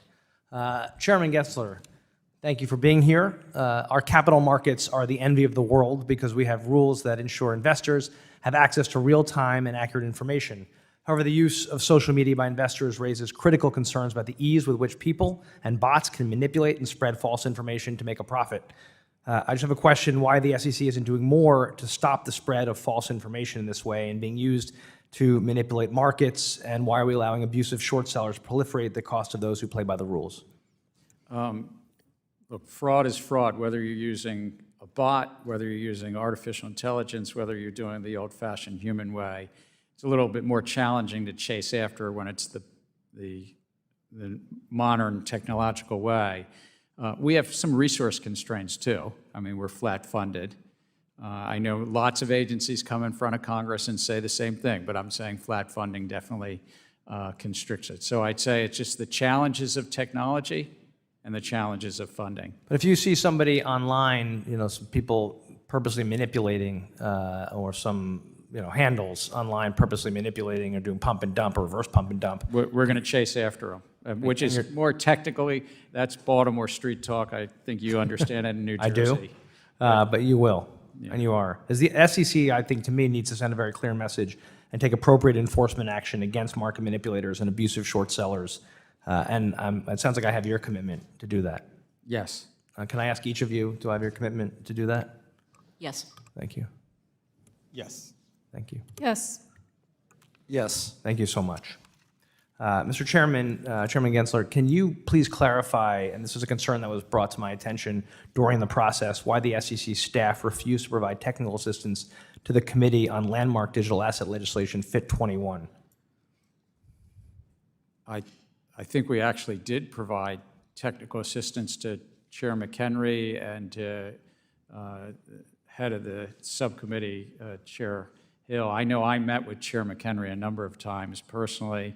I know you did, but my understanding is the staff refused to provide any kind of technical assistance. If I recall, there was multiple pages of written technical, I mean, maybe it's called something different up here, but there was written Okay, that's good to hear, because feedback. that was a concern that was brought to our attention during the process, and under Article 1 of the Constitution, as you know well, Congress erected the independent agency with the expectation that the agency would provide Congress with technical assistance on matters, and I assume you see that as part of the responsibility of the agency, to serve Congress as well. Yeah, we do on both sides of the aisle, and the Senate and the House, try to give feedback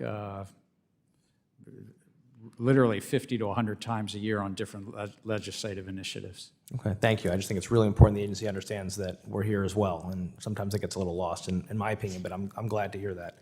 I guess I'll go broader for a different question on ransomware attacks. Grew 74% last year. On average, a ransomware attack costs a company nearly $5 million. This kind of attack can put small businesses like those in Jersey out of business. And holding attackers accountable has been a huge priority for me, which is why I'm leading the bipartisan Public and Private Sector Ransomware Response Coordination Act to create a unified response to these threats. Just wonder if I can ask how the SEC is working with other agencies and law enforcement to address ransomware attacks in the financial sector. We work with across the government with the intelligence community as well as the Department of Justice and CISA. Ransomware is almost uniformly done using cryptocurrency as well, so it sort of intersects with some of the work that we're doing in cryptocurrency. And as it relates to public companies, we adopted and now has been implemented that public companies, if they have a cyber attack that's material to investors, there's some public notification, and sometimes those cyber attacks are ransomware attacks. Well, I appreciate that. Last question. What kind of discussions are occurring at the SEC about the impact of Chevron ruling, and how are you going to handle that, which could really change the way things go at the agency? We do what we do according to the laws passed by Congress and how the courts interpret them. The Supreme Court has made a number of rulings, not just the Loper-Bright that you referenced, but other rulings, and we take that. Of course, it's the law of the land once the Supreme Court says it. Thanks, Mr. Chairman, and we're excited to have stable coins come your way. Thank you. Gentleman Gentleman yields back. I now recognize myself for 5 minutes of questioning.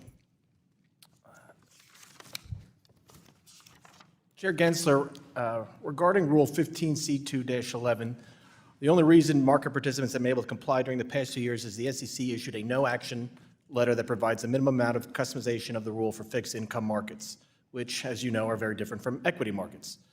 But this no-action letter is set to expire in January, and the SEC hasn't done anything to amend Rule 15C2-11 so that it can actually work in fixed income markets. Letting the no-action relief expire could significantly disrupt those markets, which are critical to funding businesses across the country, funding consumer lending like auto and home loans, and supporting everyone's 401k, pension, or other retirement and savings plans. To avoid this unnecessary harm to investors in our financial markets, can you commit to a permanent extension of this no-action letter, or at least an extension until the SEC can propose a rule that is tailored to how fixed income markets work? The underlying rule was adopted, I think, 4 or 5 years ago. There are many market participants that are well aware of that. The Commission did adopt an exemption with regard to 144 securities, if I recall, and that's what we've done. But are you going to let the no-action letter expire in January? I'm making no commitment here today. Thank you. Last year, Chair, the Commission proposed the Safeguarding Advisory Client Assets rule to expand the role of qualified custodians when registered investment advisors custody assets on behalf of their investors. At the time of the proposal, I voiced my concerns that the proposal is inserting itself into matters at the core of the banking system, and specifically within the jurisdiction of the prudential regulators. As proposed, mandatory cash segregation would significantly increase the cost for investors and complexity of providing custody services and locking up cash deposits would be a major departure from current banking practices. Back in May, Chair Gensler, you mentioned that this proposal would need to be reproposed. Can you provide us with an updated timeline on when we might see a reproposal? I don't have a specific timeline, but there were a number of comments, including yours, around cash. There was also a number of really thoughtful and robust comments about the documentation and the cost of the documentation. So we're taking and the comments about real estate that were even expressed here earlier, taking all that into consideration and looking through that. I think it will take some time, though. But do you think some of those comments would be, would change would be shown up in the reproposal? I would anticipate, again, I don't want to prejudge, but I would anticipate the staff's work would be a revised proposal taking into consideration the cash, the concerns around cash. Segregation. Which were certainly heard by this one commissioner very loudly. Okay, thank you, Chair. Before I move on, I'd like to remind you that banks are subject to stringent prudential regulation, which requires them to control risk, hold adequate capital and liquidity, and have in place workable recovery and resolution plans. I want to move over to enforcement. While I support robust enforcement of our federal security laws, there's concerning trend at the SEC of regulation by enforcement under current leadership. As we've seen courts strike down SEC proposals, it appears that the SEC is turning to greater enforcement actions to address its rulemaking failures by attempting to institute regulatory changes outside the formal rulemaking process. I hope you've made it clear to the exam and enforcement staff that their responsibilities are to help enforce the laws as currently written, and that is not to form new ones. I'd now like to shift to the related topic of capital information, which has not received nearly enough attention from the SEC over the last few years. Commissioner Peirce, would you please speak to whether the SEC has engaged or plans to engage in any rulemaking that would facilitate capital formation, which is a foundational pillar to the SEC tri-part mission? Do you think there's a need for a return to work on this front? Absolutely. There are some things that we could be doing. We could be doing a rule on finders. We could be doing a micro offering exemption. We could be expanding what it means to be an accredited investor beyond wealth and income. We could be working on crowdfunding to make some changes there. So there are certainly things we could be doing, and we have not prioritized them. What would you do with these rules? I mean, I think these are some of the things that I would try to tackle, which is we need to look for ways to make it easier for smaller companies to raise money, and we need to look at the other end of the spectrum. Why aren't companies going public, which is a big problem, and so we need to try to right-size the regulations on public companies and allow for smaller and emerging companies to have a graduated exposure to new regulations as public companies. Thank you very much. My time's expired. I now recognize the gentlewoman from California, Ms. Kim, for 5 minutes. Thank you, Chairman, and it's good to see all of you in front of our committee today. I'd like to ask my first question to Commissioner Peirce and Uyeda.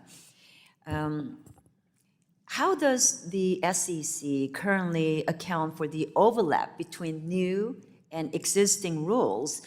Do you ask the commenters to consider this overlap, and is it considered in the cost-benefit analysis for every new rule that you have proposed? Or do new rule proposals receive cost-benefit analysis as if they exist in isolation from other proposed rules? We consider existing rules, but we don't consider rules that are out for proposal. And so this has led to a lot of confusion because we're trying to change so many things at once that when commenters try to comment, they don't know what the state of play is. I agree with that. We compare to the existing rules, but when we have simultaneous other proposals out there, and we have multiple versions of what that might look, because we ask a lot of questions. We'll propose one version, but we'll say, well, but if we don't do what we propose, what about version A? What about version B? What about version C? What about version D? So that can impact the other proposal. And how does someone try to craft an intelligent response when there is significant interconnectedness between all of these proposals and the market participants? Thank you. You know, I want to point out that thanks to our Chairman McHenry and Capital Markets Subcommittee Chairwoman Wagner, we passed out of this committee the REG Act, HR 7030. will make it a requirement for SEC to consider the aggregate cost of regulations, because we simply cannot afford for the SEC to continue down this path of disregarding the cumulative cost of regulations on our capital markets. The SEC has long ensured a clear delineation between its regulation of private and public markets and their market participants. So Commissioner Lizárraga, as you know, many industry participants are concerned that SEC is increasingly blurring those lines. So do you agree that private markets serve an important function in the capital raising process? And how do you view the distinction between public and private markets and the SEC's respective authority on each? Thank you, Congresswoman, for that question. I think there's an important balance in our markets between private and public that has to be achieved so that we don't tilt too much towards the private markets in the sense that investors have access to more information when they invest in the public markets, just because our disclosure system is much more robust in our public markets. So, but it's a question of balance. How would you address the concerns that SEC is expanding its authority to regulate private companies? Commissioner Peirce, would you like to respond to that? Yeah, I mean, I think we have broken down that line of division, which is to say, yeah, there are public markets, and these are markets that have a lot of rules around disclosure and so forth. And then private markets, people are more free to negotiate the kinds of disclosures they want. And we have taken the position that we need to erode the private markets instead of making the public markets a place where more companies want to be. We've taken the position we'll make it as burdensome to be in the raise capital in the private markets. I mean, but we're moving it so that it's more burdensome to raise capital in the private markets, and that's not the answer. The answer is to think about what we've done wrong in the public markets. Sure. You know, Commissioner Uyeda, I've had the pleasure of knowing you for many, many years, even some decades, right? We share many in common. We are both from California. We also understand firsthand how hard it is for small businesses, especially from the immigrant communities, to raise capital and succeed. And as you know, one of the SEC's three-part mission is to facilitate capital formation. So can you point to any specific proposals during Chairman Gensler's tenure designed to promote capital formation? Unfortunately, we have not had any capital formation rule proposals on the regulatory agenda during that period. Does the SEC's approach to its capital formation mandate under Chairman Gensler differ from prior commissions, and how so? Maybe Commissioner Peirce can address that briefly. Ladies' time's expired. Gentleman from Florida, Mr. Donalds, is now recognized for 5 minutes. Thank you, Chairman. Commissioner Uyeda, in October of 2021, the special purpose acquisition company Digital World Acquisition Corporation announced plans to merge with former President Trump's newly formed media company, Trump Media and Technology Group. The SEC then brought its first ever enforcement action against a special purpose acquisition company using a novel legal theory, coincidentally a month later, after Senator Warren urged the SEC to investigate the merger. It's also worth noting that in addition to Chairman Gensler's role as CFO of the then Hillary Clinton presidential campaign, the former head of enforcement at the SEC was married to Peter Strzok, the current director of enforcement, repeatedly targeted the Trump administration as Attorney General of New Jersey, and the current general counsel at the SEC, Ms. Megan Barbero, litigated both impeachments against President Trump from former Speaker Pelosi.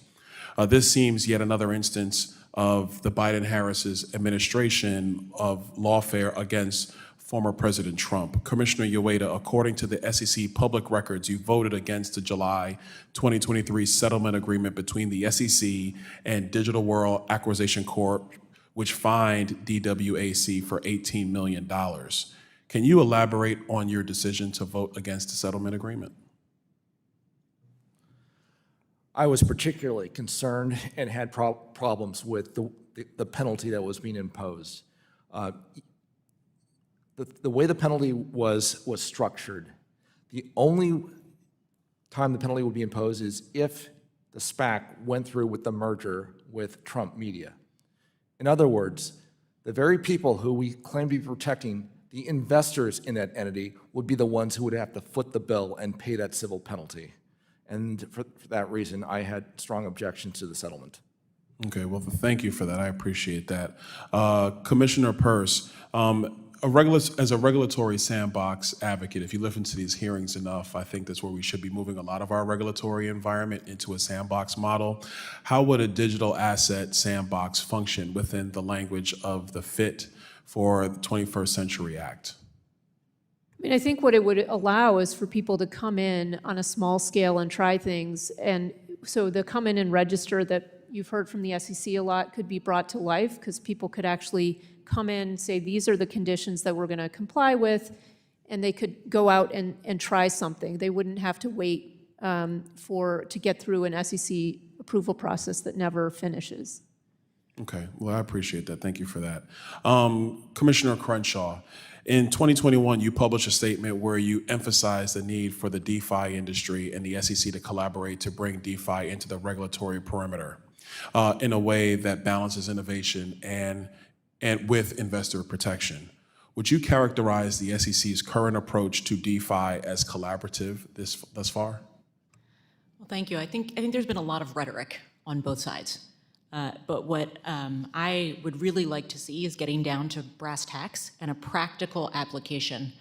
And I have asked for folks to bring in pen to paper where you're finding challenges. They know their industry and their business model better than we ever can. And so what I would really like to see is pen to paper where you're having challenges. And with that, I think staff would be for it, and I certainly know that my office would look at it and look to see how we can move forward. And I think we could. I think there's a lot of flexibility under the existing regime where there are ways to move forward. Okay, thank you. Commissioner Uyeda, I want to go back to you, because I know what you said earlier. You thought that the settlement was frankly unfair to the investors that the SEC is somewhat charged with protecting. Did you find that this entire process to move towards a settlement was outside the norm of the SEC's operations in previous years? And what I mean by that, and let me clarify, what I mean by that is, would the SEC engage in the same type of novel theory if it was dealing with any other enterprise that did not include former President Trump? That's a good question. I don't know the answer to that. Well, hold on to that. Absolutely. Mr. Gensler? Absolutely. It was following the facts and the law, and there was disclosure violations, and we worked through those with the company, Digital World Acquisition Company, and had a resolution of it, a settlement. Okay, thank you. Gentleman's time has expired. We're going to recess for votes. We expect members to come back right after. The committee stands in recess.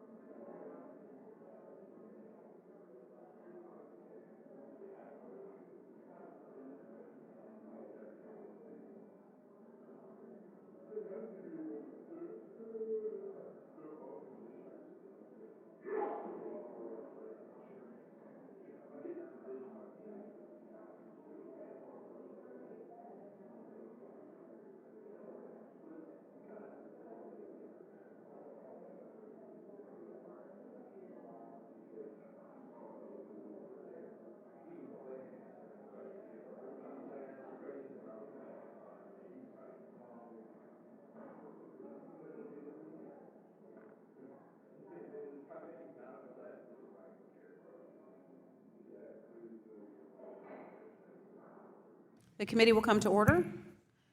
The gentleman from South Carolina, Mr. Timmons, is now recognized for 5 minutes. Thank you, Madam Chair, and thank you to the witnesses for being here today. Commissioner Peirce, in the interest of time, please do your best to answer the following questions in a yes/no format. To your knowledge, does the SEC generally consider the sale of physical art at an art gallery or auction house a transaction of a security? No. Thank you for that. Does the fact that art collectors may be purchasing pieces of art at a gallery or auction house with the expectation that the art may go up in value change anything in that analysis? No. Great. Now, putting aside art galleries and auction houses, does the SEC generally consider the sale of physical art on an online marketplace like eBay or Etsy a securities transaction? No. Okay, thank you. I do not understand is how the SEC appears to be taking the stance that NFTs, these pieces of digital art and collectibles, are themselves securities, or that sales of them via online marketplaces constitute a security transaction. The only difference I see is that one asset is tokenized and the other is not. In the example of physical art that we just discussed, there are indeed many collectors who purchase art with the intent to profit, and artists who market themselves and their work in order to develop an ecosystem of patrons. So I fail to grasp the difference here. Is tokenization enough to transform a non-security into a security? Again, the facts and circumstances of any transaction are relevant, but you put your finger on something that's troubled me, which is that we seem to be treating digital assets differently than we treat physical assets, and I think that's problematic. Well, what exactly is the differentiating factor? We have moved away from, so when we look at digital assets, we're saying they're being sold as part of a securities transaction because there's an investment contract associated with it. Yet pinning down what exactly that investment contract has been, for me, very problematic. It's based on statements, any statement about something having value, or a statement made by one of the investors that something might go up in value. And as you pointed out, you can have an investor who buys a piece of art. You can have a person who buys a piece of art and she expects that piece of art to rise in value, but we don't change that piece of art into a security because she expects it to go up in value. And it seems to me that we're doing that on the crypto side, and it doesn't make sense to me because I don't see the parallel on the physical side. Thank you for that. I'm concerned that this is just an extremely slippery slope. If the SEC takes a position that most NFTs are sold as securities, where does it end? The SEC hasn't been able to articulate a limiting principle here because there isn't one. The view threatens not just crypto, but many other industries as well. And at this pace, the SEC's actions threaten to swallow large parts of the collectibles markets, the luxury goods market, musicians and artists of all types, and even the restaurant and events industry. Beyond that, the Commission is stifling blockchain technology as a whole, and it appears Chair Gensler is doing so intentionally. Commissioners Uyeda and Peirce, your recent dissent related to NFTs stated that, quote, the NFTs here are utility tokens, not securities, and statements by the founders and NFT purchasers that a successful restaurant would cause the NFT price to rise do not change that. So, Commissioners Peirce and Uyeda, in your dissent, you two also aptly state that, quote, the intent of a buyer cannot transform a non-security into a security, end quote. I'd like each of you to discuss the following questions. In your view, why has the SEC not provided clarity to the treatment of NFTs, and how could the Commission approach this differently? Commissioner Uyeda? We identified what is my primary concern. There is no limiting principle based on what you might discern from the Commission's enforcement actions. I have strong reservations whether that's consistent with the law. I mean, we've talked about the Howey test, but the Howey test gets implemented by the courts of appeal. So for instance, in the Ninth Circuit, there's a case called Glenn Turner Enterprises, which said that there needs to be such essential managerial efforts that lead directly to the success or failure of the enterprise. And in many of these cases, the artist just creates it, it exists. There is no subsequent managerial or entrepreneurial efforts that affect the value. It's all set by supply and demand. Thank you for that. Sorry, we're out of time. Mr. Chairman, we need to create clear rules of the road here. This technology is the future, and I appreciate anything y'all can do to help create clear rules going forward. Thank you. The gentleman from Nebraska, Mr. Flood, is now recognized for 5 minutes. Thank you, Madam Chairwoman. This year, the committee has spent lots of time explaining the deficiencies in Staff Accounting Bulletin 121. Our efforts culminated in passing my resolution under the CRA to repeal the bulletin with support from Majority Leader Chuck Schumer in the Senate before it was eventually vetoed by the Biden-Harris administration.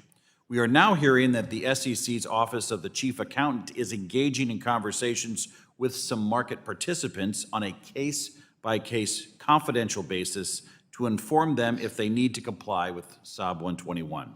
It looks like one firm even received a non-objection from the bulletin. It's incredible how big of a hole the SEC has dug itself into.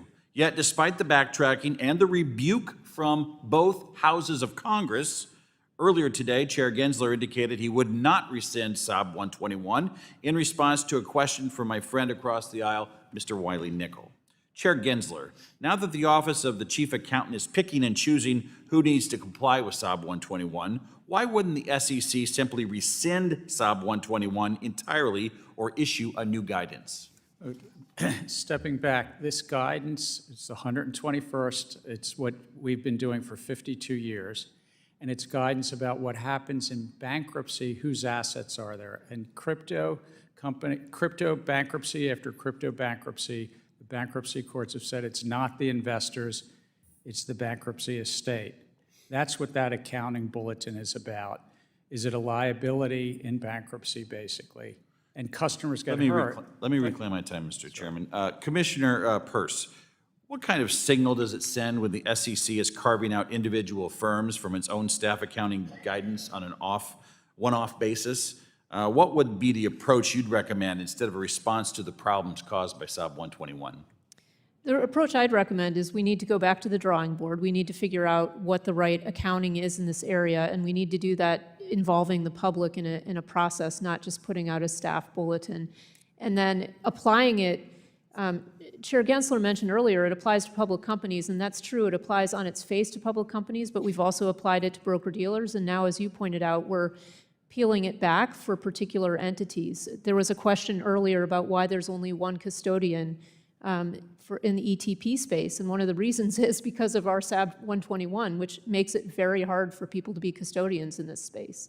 And think about the market concentration. There's been no accounting bulletin from the SEC that has ever been as fundamentally flawed as SOB 121, nor has there ever been one that has been considered a rule according to the GAO, and we certainly haven't seen 60 U.S. senators overturn any of the 120 previous accounting bulletins either. Something's amiss here. This does not look right for the SEC. The situation we're in today is indicative of a failure of your organization to recognize just how problematic SOB 121 has been. Chair Gensler, do you believe that SOB 121 has led to concentration risk because of how few entities are able to offer digital asset custody services?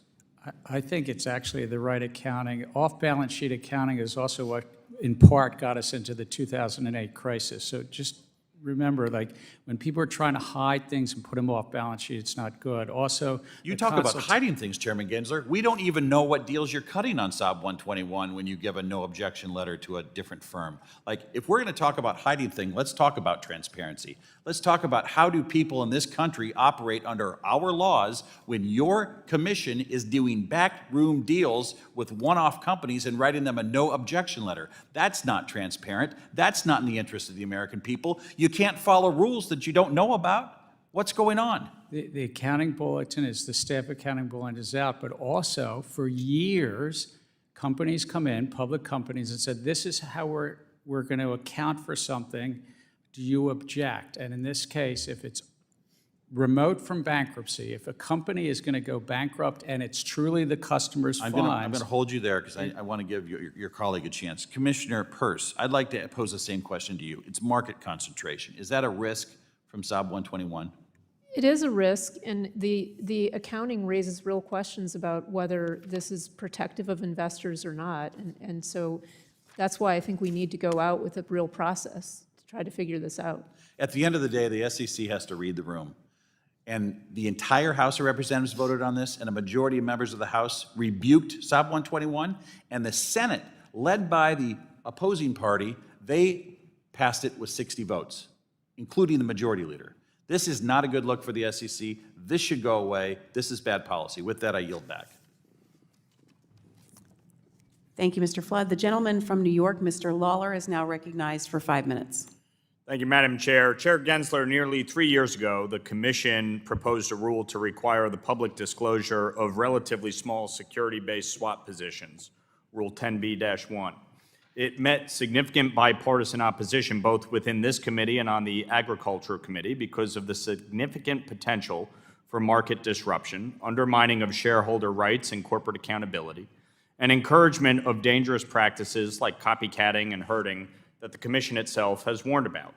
Given the lack of statutory authority to proceed with such a proposal, its near certainty of being overturned in the courts, and the vast bipartisan opposition, are you willing to confirm, yes or no, that you do not intend to proceed with this harmful proposal that would waste Commission resources and undermine its future authority? Still considering comments. We do have statutory authority under Dodd-Frank, but there was a lot of, you're right, a lot of comments that said maybe the Commission could collect the information but not make it public. But we're still So at this considering time, you're comments. still willing to proceed forward? We're still considering comments. I'm not prejudging where I would come out or where my fellow commissioners would come out. Commissioner Peirce? We heard a lot of feedback, which didn't surprise me, because when we went out, we didn't have the data we needed to go out with that rule. We'll see how the Commission decides to move forward, but I continue to have real concerns about the effect it could have on the market.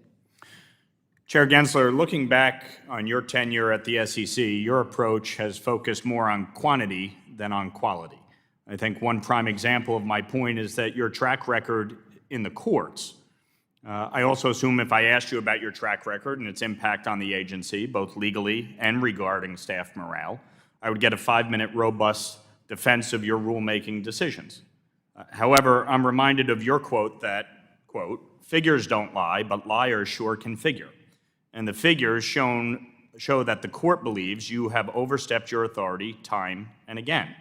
So let me ask Commissioners Peirce and Uyeda their opinions regarding the impact on the agency and staff morale for the courts to consistently rule against the chairman and his hubris. It certainly isn't good for our agency to be told by courts that we've overstepped the legal authority, and I think it tells us that we need to be more careful because, as you suggest, staff have put a lot of work in on rulemakings that have then gotten thrown out because we didn't have the statutory authority to do them. These losses to the agency are devastating. I've been with the agency since 2006. In the late 2000s, we lost a series of challenges in court to the Commission's rulemaking. After that, the mantra became never again. We need to be the gold standard in administrative rulemaking. And for a number of years, that is what we pursued, the gold standard in rulemaking. Unfortunately, we've regressed. It is now do what you need to do, that is the minimum required by law. That's why we're doing 30-day comment periods, not because it makes sense to have 60 days, which is what has been ingrained in me that entire 18 years, is you start at 60 days minimum for a comment period. Well, 30 is the minimum days required by law. All of the other steps, let's get it out fast. Let's cut corners where we need to, because that is what is the minimum required by law. But that's like saying a D grade is a passing grade in school. So in your opinion, the SEC under Chair Gensler is no longer the gold standard? I've served with 6 chairmen. Unfortunately, our condition today in rulemaking, I would say, is below the average. I want to follow up on a question from Mr. Sherman earlier, who expressed his concern with Webull and the concerns of having trading apps with Americans' financial data stored in China. I've written 2 letters to Secretary Yellen on Webull and Mumu on this, and the concerns given that Chinese companies are required by Chinese law to share data with the Chinese government, the Chinese Communist Party. So following up on Mr. Sherman's points, how can you ensure these companies are following the law?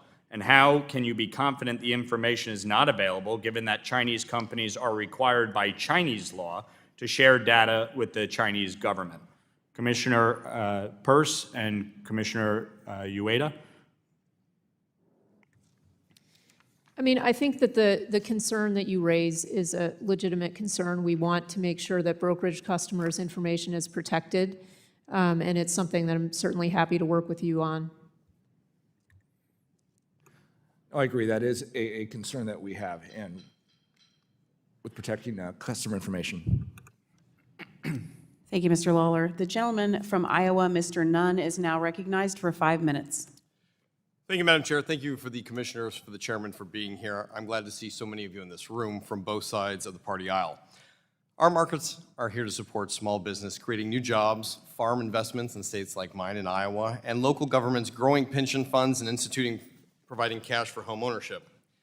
Challengingly, under Chairman Gensler's leadership, the Commission hastily and arbitrarily has led to a rulemaking process that undermines the agency's critical mission, making decisions at the expense of small businesses and family farms back home. Chairman Gensler, during your first 30 months in office, there was a 110% increase in proposed rules compared to the previous 2 chairs over the same period of time. Many of those rules are both complex, I think is easy to say. Some of them have been inconsistent, and arguably they've been expansive in scope, and they diverge from the SEC's historical approach to many issues that we've come to depend on. These costs are adding up. $6 billion, an additional $6 million in compliance hours for many of my small businesses and farms. This shouldn't be too surprising when just one rule is 886 pages long. This is a tremendous impact on my constituents back in Iowa. The courts agree with my decision too, because Chairman Gensler, they've taken you to court where you've lost, and then you've lost again, and you've lost again, and again, and again. The courts are piling up in this that you have overreached, and yet you've refused to take advice from me, from Iowans, and we'll hear today from your commissioners. I believe the SEC needs to start choosing Main Street over administrative rule by fiat. So Commissioner Uyeda, since Chairman Gensler has not answered the request that I have in the letter that we sent to him on June the 13th, signed by many of my colleagues on both sides of the aisle, I'd like to start with you. You've worked at the SEC in various roles for a long time. You know the agency well. You're concerned that the recent wave of legal challenges against the SEC's rulemaking agenda is a threat to its reputation as a well-regarded independent regulator. Would you concur with that statement now?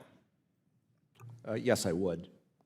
From that, does the overregulation coming from the SEC put not only its reputational brand damage at risk, but cause a harm to the people impacted by it, whether it be a small business, a farm, or others? Yeah, there are very significant effects, and I worry because of the rapid pace of rulemaking, we haven't fully been able to consider all of those effects, especially where they're negative on small businesses.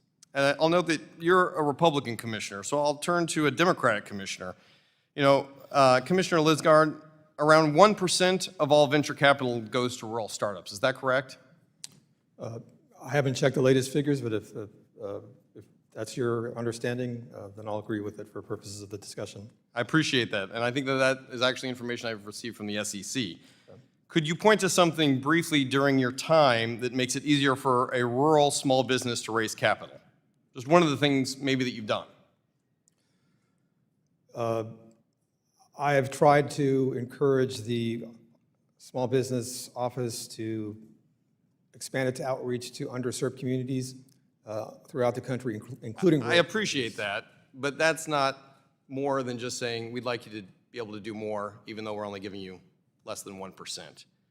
Commissioner Peirce, Commissioner Uyeda, do you have any thoughts on ways that we could reach out to rural communities who need this as well? Well, I think certainly we could, you know, when I travel, I try to talk to as many people as possible, so that's one thing that we can do. But I think on the rulemaking front, it's exactly what Commissioner Uyeda said, which is we need to give people time to think through these rulemakings. You pointed out we've got these very long rules, and a lot of them, and so we need to give people time to think through and give us comments. I would concur. Commissioner Peirce, I want to speak to you on your public statements. You've urged digital asset firms, whether they be issuers, broker-dealers, trading platforms to come in and register. Is it currently feasible for an issuer, a broker-dealer, or a trading platform to come in and register with the SEC today? I mean, realistically, it's not, and I think the evidence is in the fact that we've seen so few firms be able to do it. I don't want to leave you without the opportunity to respond, Chairman Gensler. And while we've had the opportunity to write you, and I know your team works hard on these things, the fact of the matter is we are Congress, and we do provide guidance for you. I think, in my opinion, you've taken it very far beyond what Congress has provided you information on. In June of this year, we raised concerns and got a surprisingly lackluster response. I'll put that on your staff and your team to hopefully get us back a more formidable answer. I'm concerned that my friends across the aisle, as well as my constituents, your fellow commissioners, all of us are concerned. Most importantly, Iowans are concerned. I hope you take the time to answer for us. Thank you, Mr. Nunn. The gentlewoman from Texas, Ms. De La Cruz, is now recognized for 5 minutes. Thank you, Ms. Chairwoman, for holding this hearing today, and thank you to Chair Gensler and to each of the commissioners for being here today. Chair Gensler, I share in the same concerns that many of my colleagues do, and especially what Rep. Nunn has just brought up to the forefront. This process in rulemaking has gone through your leadership, and we're all seeing many, many concerns. Moreover, I'm concerned about your recent proposals that stray further and further from the SEC's own mission, which, as you know, states in part that the SEC should protect investors, quote unquote, maintain fair, orderly, and efficient markets, and facilitate capital formation. That being said, I'm going to turn to Commissioner Uyeda. Earlier you said that you have served under how many chairs? 6. 6 chairs. How many years is that total? Nearly 8, it'll be 18 next month. 18 next month. And so I imagine that you have served under both Republican and Democrat leadership? That's correct. And you said, if I wrote here, you said under Chair Gensler, it was below average. Why did you use that word, below average? For a number of years, I worked on rulemakings. We spent a lot of time preparing, for instance, very detailed summaries of the public comment file. We spent a lot of time and effort on decision trees of all the points that were raised in the comment file, what decisions they would be, what evidence do we have, and what were the course of recommendations. I find today, now, with a little more than 2 years as a commissioner, I see none of that work product being presented to the, or at least for my review in how I think about the decisions that need to be made at the commission level. And in fact, on one early recollection I have when I became a commissioner is I was actually told by the staff, well, we haven't prepared a summary, but you can go read the public comment files on the SEC website, which I found just astounding. Well, that is obviously very concerning because we need to have all of those details, and just saying go read the public comments is dismissive of your tenure and your experience and the knowledge that you bring to the table. What struck me when you said these words, and they're bold words, is that you say them right in front of basically your boss sitting 3 or 4 chairs away from you. I'm not his boss. Well, the chairman of this committee who is making the rules here. And while you might not be the boss and his boss, you are still the leader of the SEC. And it is under your leadership that the rulemaking is coming out. And when you have one of your fellow commissioners just 3 seats away from you with 18 years of experience saying, hey, we have a problem here, that is something to be concerned about, Chairman. If I might, we have lively disagreements on policy, but the comment summaries that Commissioner Uyeda is talking about are actually put out to public, and he also gets those well in advance of a vote. That's what we do, all commissioners get. And sometimes the reason that these things are 800 and 900 pages long is because we summarize all of those comments and pull them into a file that commissioners get. Reclaiming my and- time. And Reclaiming give my feedback time. on. And what I would say with that is, this commissioner has 18 years of experience, so it's not his first rodeo to work under you. And it seems to me that he would have the experience to be able to look through those files and through those reports to be able to give substance in a comment. Would you like to comment back to that, Commissioner Uyeda? Well, I know the staff does a lot of work, but it is one where, in my experience as commissioner, I am getting, at least initially, some very highly summarized documentation as to what's in the common file. Now, it is correct, we do have an extensive amount of discussion in our final rule, but that comes at the very end of the process. You need to make early decisions as to where you might be thinking and where you land. And that occurs, I would say, if not weeks, months before these proposals ever get fully baked.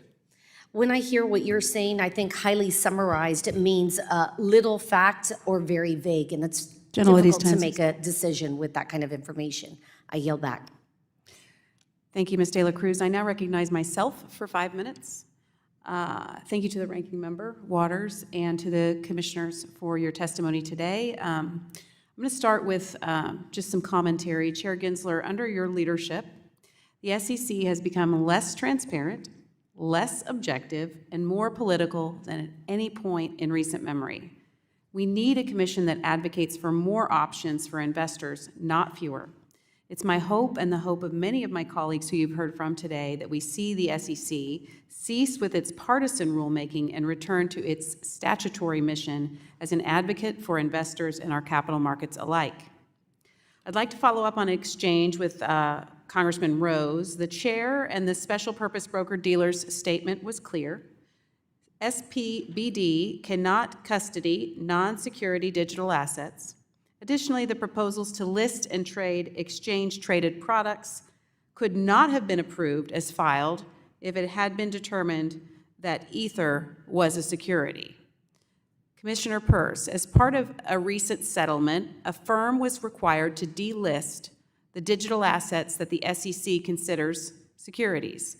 The digital assets that remained were Bitcoin, Bitcoin Cash, and Ether. Can you share your concerns with how the SEC and the chair has continued to dance around the classification of Ether? I think this is the problem with our approach to crypto assets, which is we leave people to read the tea leaves of our enforcement actions.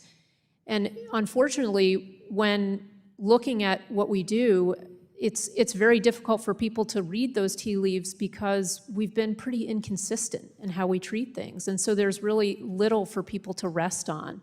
And that's not a good way to regulate. And is this approach by the SEC serving the public and market participants at all? It's not serving anyone. It's not even serving ourselves because we're spending so much on enforcement in crypto that we could be saving by just writing rules and then enforcing them against the bad actors. Or utilizing that for innovation in the market? Exactly. We could be working with people who are trying to figure out how to use the technology in ways that will be helpful. And Commissioner Lizárraga, do you think this approach is serving investors well? I do, because it signals to the market that when violations occur and investors are harmed, we are taking the steps necessary to protect them. In a hearing we had last week, Professor Lee Reiners, who is outspokenly pro-SEC and anti-crypto, said, quote, "There remains a gap in crypto spot market regulation that only Congress can close," end quote. Chair Gensler, why do you insist on trying to close the gap through regulation by enforcement? We're actually just enforcing the laws that are on the books, and as Commissioner Lizárraga said, protecting the public. Chair Gensler, you've stated that of the 10,000 different cryptocurrencies in the market, the vast majority are securities. If that's the case, does the SEC plan on bringing thousands of enforcement actions in a never-ending game of legal whack-a-mole? Because it sure seems like that's the approach that the SEC is taking.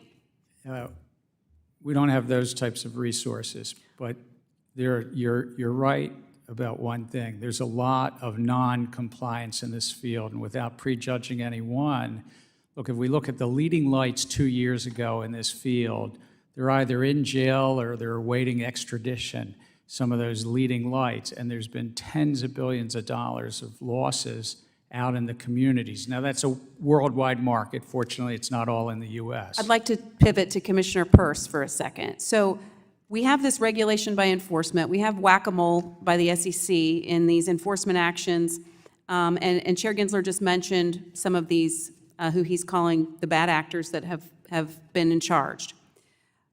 Wouldn't a known structure, a market structure, something that we can actually point to instead of this guessing game among the industry, wouldn't that be a better approach?